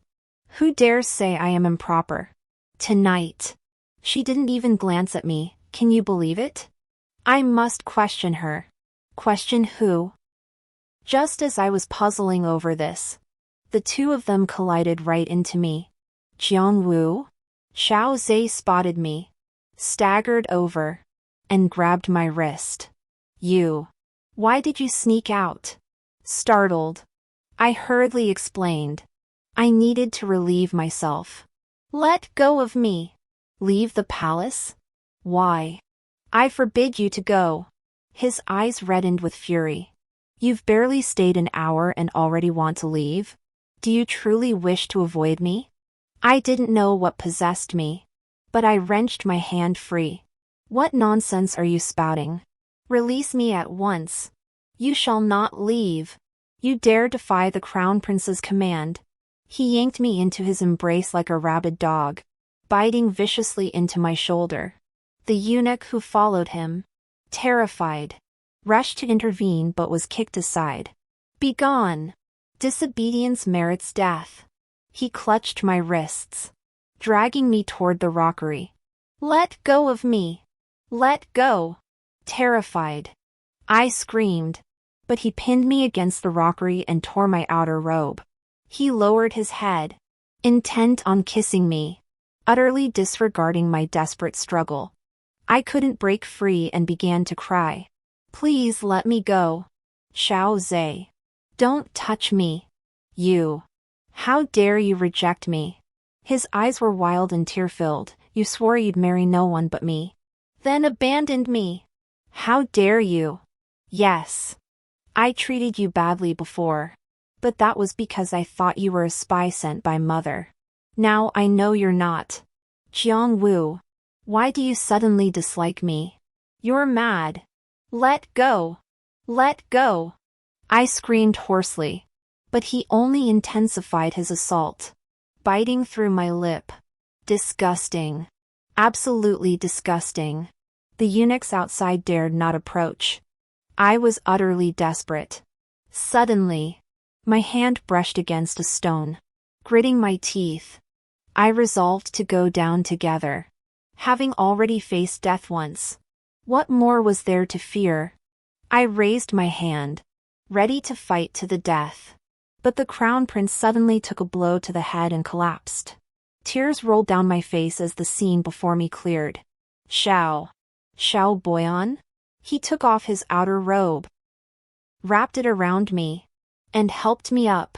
His voice trembling softly, "It's me." Inside the palace, there were special rooms for female attendants to change. His expression darkened as he dismissed the others and led me inside. "Wait here. I'll summon your maidservant to bring you clothes." "Xiao Boyan." I grabbed his arm in panic. "The crown prince. Is he all right? You injured him. Won't they punish you?" He didn't answer. Clearly, he didn't know either. Choking back sobs, I asked him, "Why did you help me?" "Because you were in trouble." That wasn't an answer. Not at all. I seized his arm, staring at him, enunciating each word. "Xiao Boyan. Do you like me?" His expression remained calm, his fists clenched. Then, a faint sound emerged from his chest. So it's true. So it really is true. I truly didn't know whether I should be happy at that moment. What do you like about me? Haven't you heard what people say outside? I'm the most vicious and cruel woman in the land. I heard them. Let me tell you. Everything they say is true. I really am awful. And I love picking on people. He looked at me and smiled softly. I just love the way you pick on people. I was stunned and quickly retorted, you're twisted. This is a sick kind of love. You like it because I haven't picked on you yet. Then come pick on me. You're sick. Sick. Sick. He laughed. Call me sick. Then, suddenly, he asked, why did you gather information on so many men the other day? Then invite them to the tea house? Were you choosing a husband for yourself? Of course not. I hurried to explain. I wanted to find capable, ambitious young men to persuade them to defend Yanmen Pass. He froze. Defend Yanmen? That's the court's concern. What business is it of yours? Yanmen is the gateway to the capital. If it falls, our home and nation will cease to exist. The fate of the realm is every commoner's responsibility. I cannot stand idly by. After a moment's silence, he said, it seems this matter is very important to you. Of course. This is my home. After speaking, I regretted it. Why did I tell him all this? He only harbors hatred for this place. Xiao Boyan smiled faintly, saying nothing more. He simply said, go inside. Then he closed the door. About the time it takes to drink a cup of tea, Xiaobi and grandmother both rushed over. The empress followed shortly after. Given the gravity of the matter, they avoided alerting too many people. This affair was handled discreetly. The crown prince, having committed misconduct, was confined to the Eastern Palace for reflection. Though Xiao Boyan had saved me, his act of insubordination, injuring the crown prince, earned him 20 strokes of the cane. Once able to walk, he must leave the capital, never to return. The day after I returned to the mansion, Xiao Zhe regained consciousness. Though confined to the Eastern Palace, he sent word. His words were earnest and heartfelt, the letter brimming with remorse. He admitted his fault from yesterday, begging for my forgiveness. He also wrote that though his actions were rash, his words were sincere. I stopped reading and set the letter ablaze. Even without the injustices I endured in my past life, his behavior yesterday was unforgivable. Half a month after this incident, Xiao Boyan left the capital. The emperor, weary of him, ordered him to return swiftly to his Miao homeland. On the morning of his departure, I secretly went to the south gate to see him off. But I did not see him. I asked the gate guard, who then told me the 9th prince, Xiao Boyan, had departed through the north gate. Why the north gate? Isn't the southern gate the exit for the Miao homeland? The Miao homeland? The soldier scratched his head. Didn't they say he was heading to Yanmen? I froze for a moment, then sprinted toward the north gate, running until my lungs felt like they would burst. I finally caught up with the cavalry just as they were leaving the city. Xiao Boyan rode at the front, leading his retinue. I dashed forward, pushing through the crowd, and grabbed his horse. Xiao Boyan. He startled. Why are you here? They said you were going to Yanmen? He tightened his grip on the reins. Yes. Weren't you supposed to return to Miaojiang? Did they force you? No. I personally requested the emperor to let me garrison Yanmen. Why? His hand clenched the reins as he looked down at me, his eyes softening. He took a deep breath and said, because there's still someone here worth protecting. For that person, I'm willing to return to Yanmen. I froze, speechless for a long time. Jiang Wu, you must take care of yourself. Live safely, happily, and joyfully. He no longer looked at me. He pulled the reins tight and rode away. Xiao Boyan. I chased his shrinking figure through the dust, shouting, "Write to me when you arrive. Don't forget me." No reply came. Yellow sand swirled through the sky until he vanished from sight. Back home, grandmother was furious. "Aw Wu. Why did you go to see off that traitor? Do you have any idea how much suspicion this will bring upon the Jiang family?" I listened silently to her scolding until she grew tired, then knelt and kowtowed. "Grandmother, Wu knows she was wrong. Please punish me." "Again? Again? What punishment could I possibly give you?" Tears fell from grandmother's eyes as she stepped down and embraced me. "Wu, you are the Jiang family's only heir. How else could your grandmother show you love? Whether I scold you or lecture you, it's all for your future. Why won't you listen to your grandmother?" I nestled against her chest and murmured, "I know, grandmother. I know everything. If you know, then listen to your grandmother. Let her arrange everything for you. Wouldn't it be better to live a peaceful life?" "Yes." I nodded and hugged grandmother tightly. I resolved to obey her completely, never anger her again, and accept whatever she arranged. After that day, grandmother began arranging my marriage once more.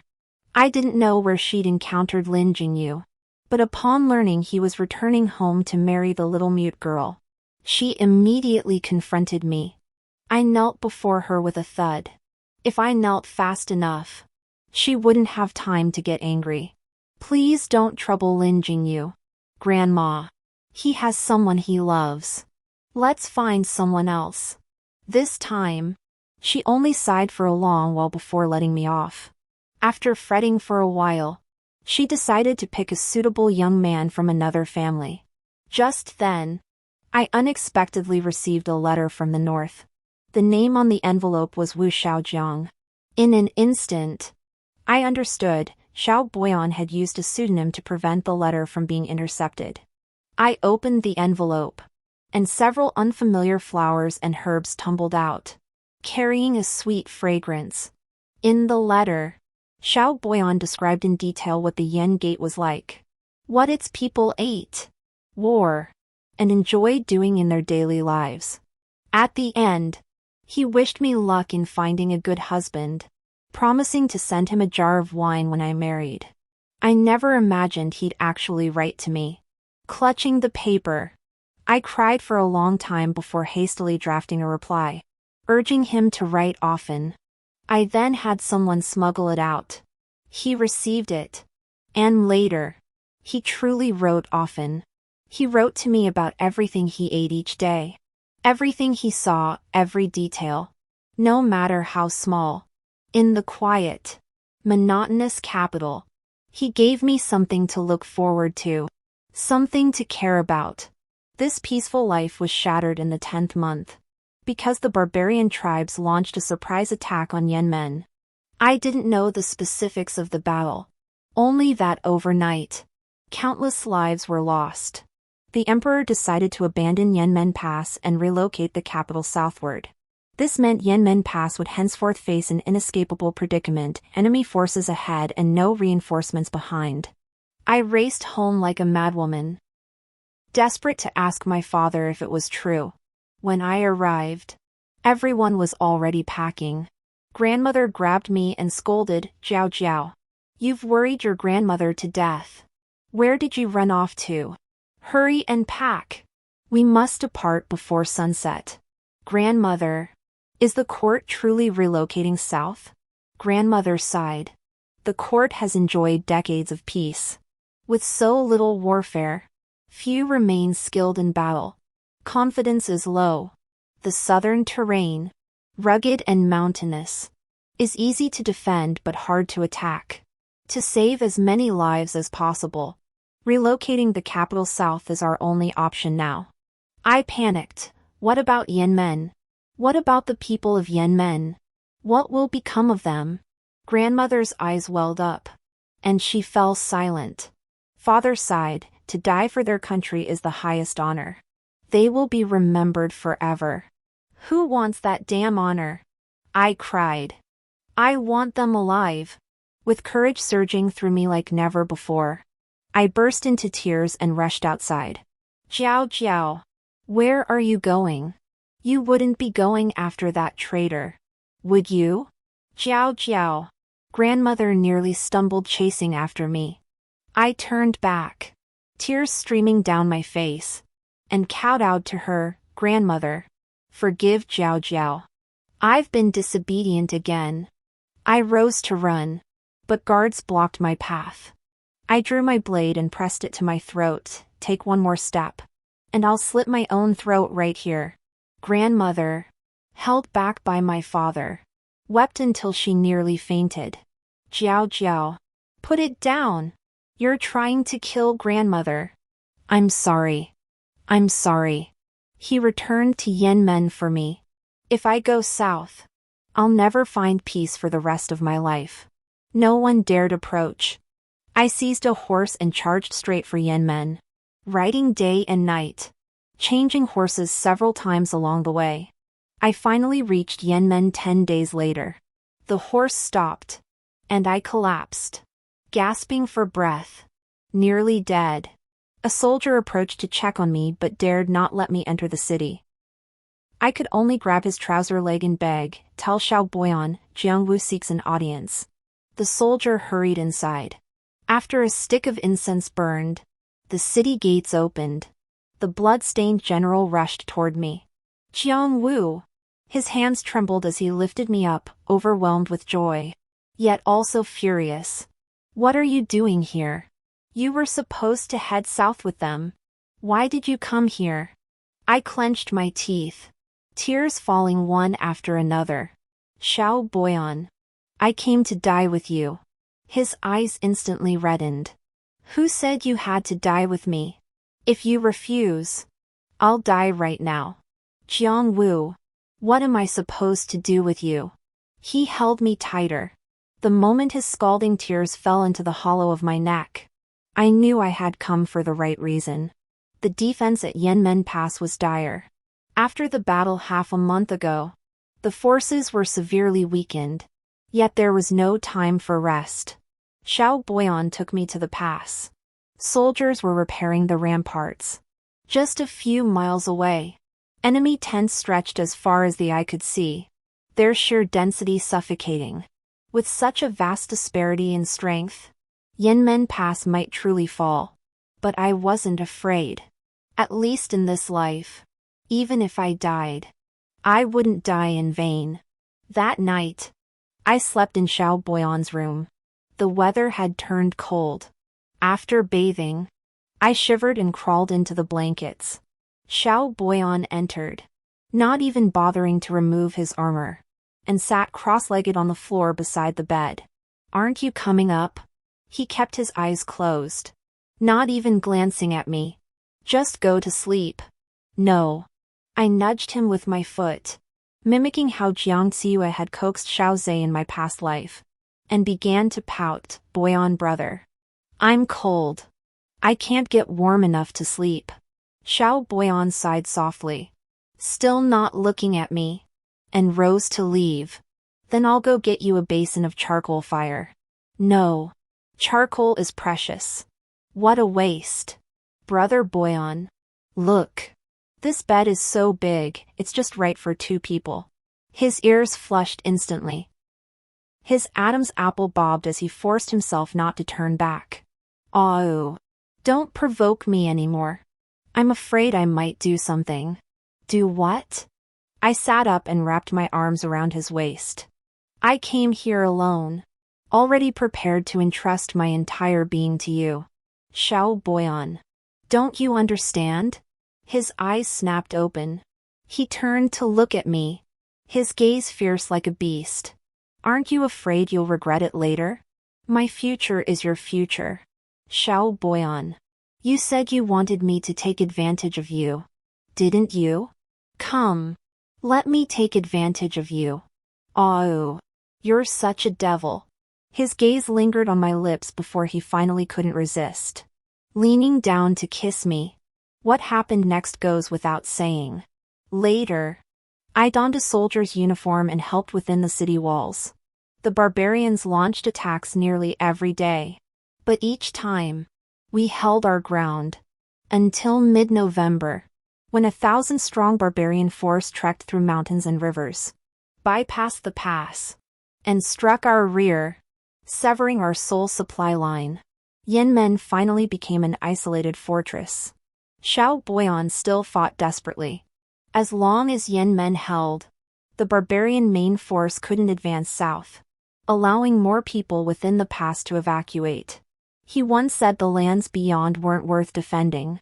But now, he told me to rest assured. He said he would defend it for me until the very last moment. Until his blood stained the city walls. By late November, arrows and grain exhausted, we truly could hold no longer. Starved to the point of blackness in my vision, I collapsed unconscious at the corner of the ramparts. I thought, I must surely be dying. Yet in the chaos, a voice suddenly rang in my mind. Jiang Wu, wake up. Wake up. Don't just die like this. I murmured back, who are you? Who I am doesn't matter. Jiang Wu, wake up. Don't die. Your rebirth was bought by someone who repented for 10 years before the Earth Lord, trading away 10 lifetimes of blessings. Don't die. Who? Who traded? I jolted awake. But the voice vanished.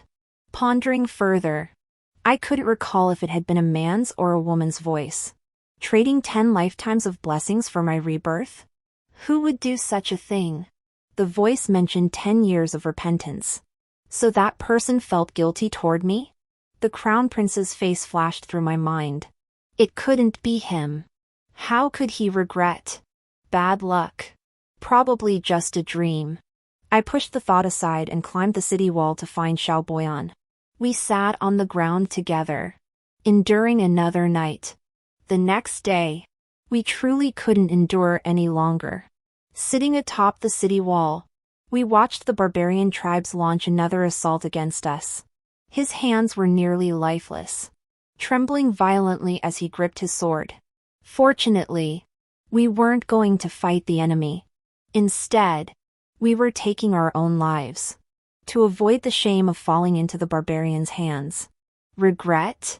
No regret. He smiled and kissed my forehead. Oh, to die with you in this life is my greatest fortune. He raised his hand, the sword pressed against his throat. I too picked up my dagger, ready to join him in death. The setting sun bled red. The bugle call shook the heavens.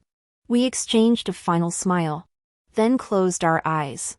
But at that critical moment, a soldier's cry suddenly pierced the air from behind. General! Reinforcements! Reinforcements have arrived. Xiaoboyan and I snapped our eyes open, disbelieving. We turned urgently to look behind us. Dust swirled thick in the sky.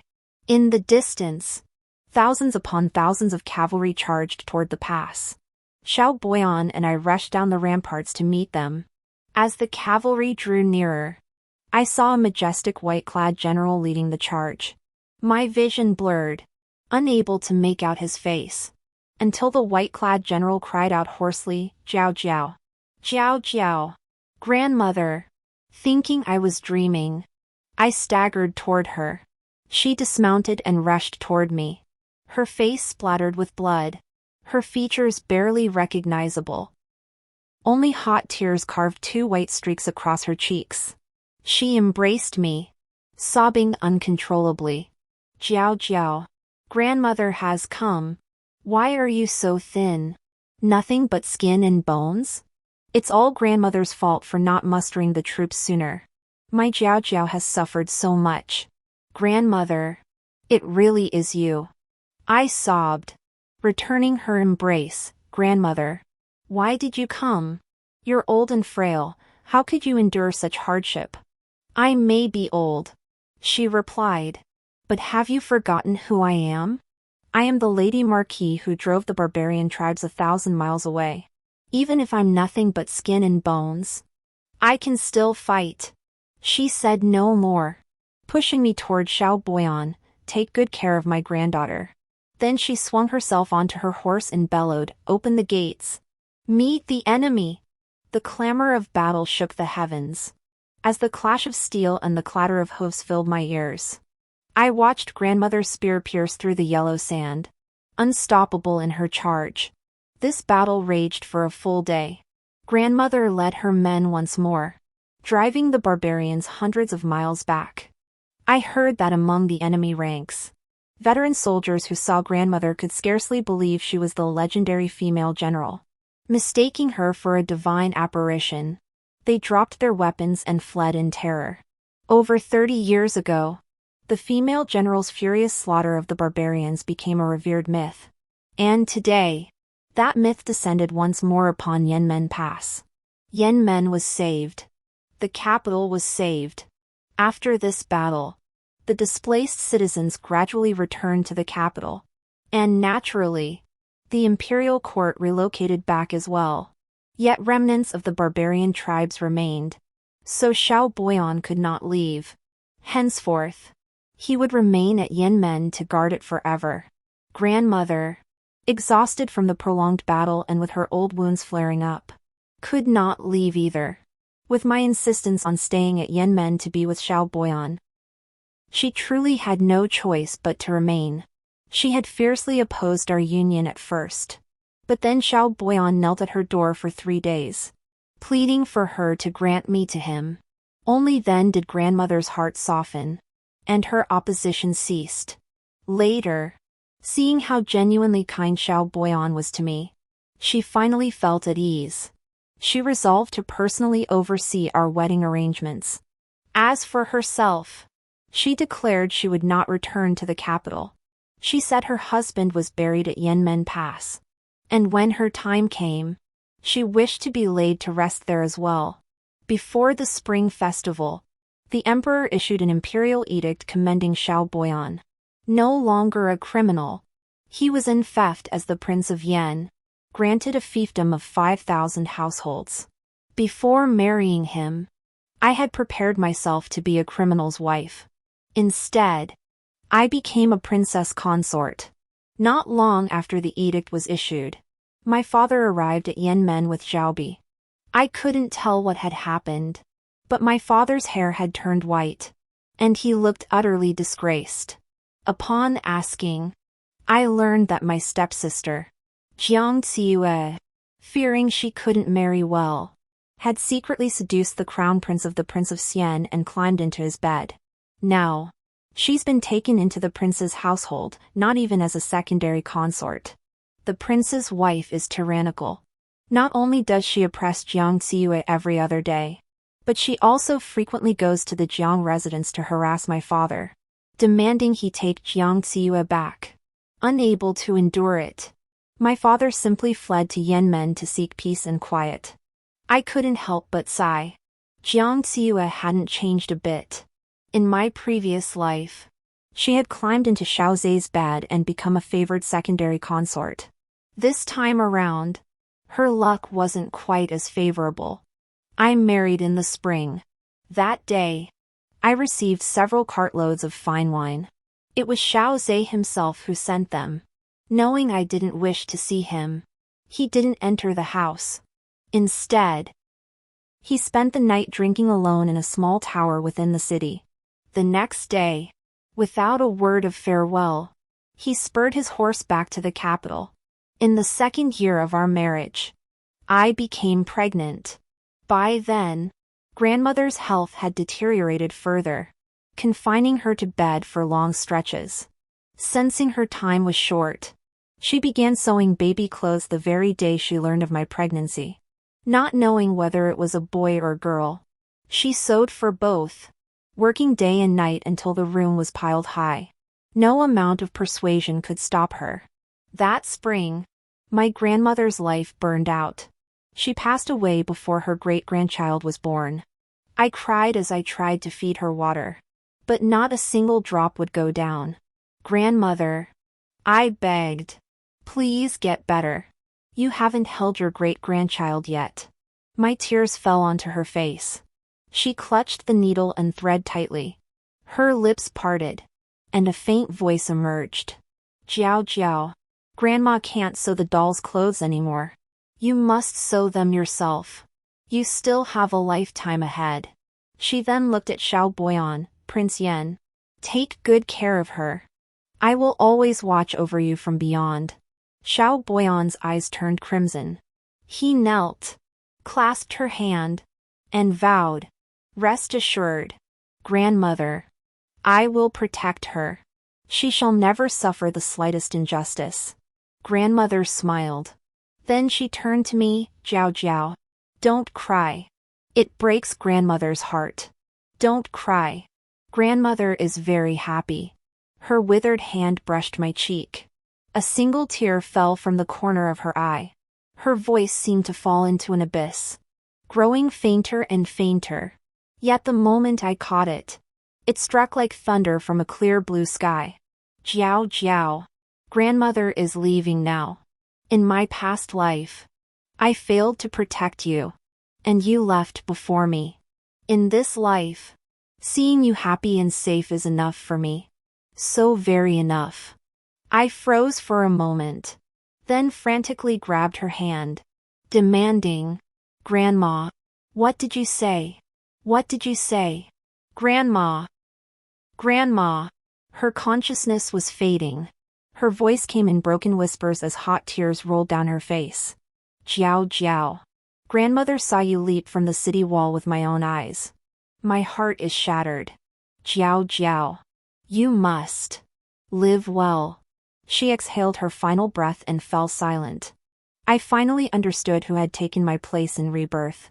But she would never wake again. Yin men would have no more female generals, only endless spring. The end.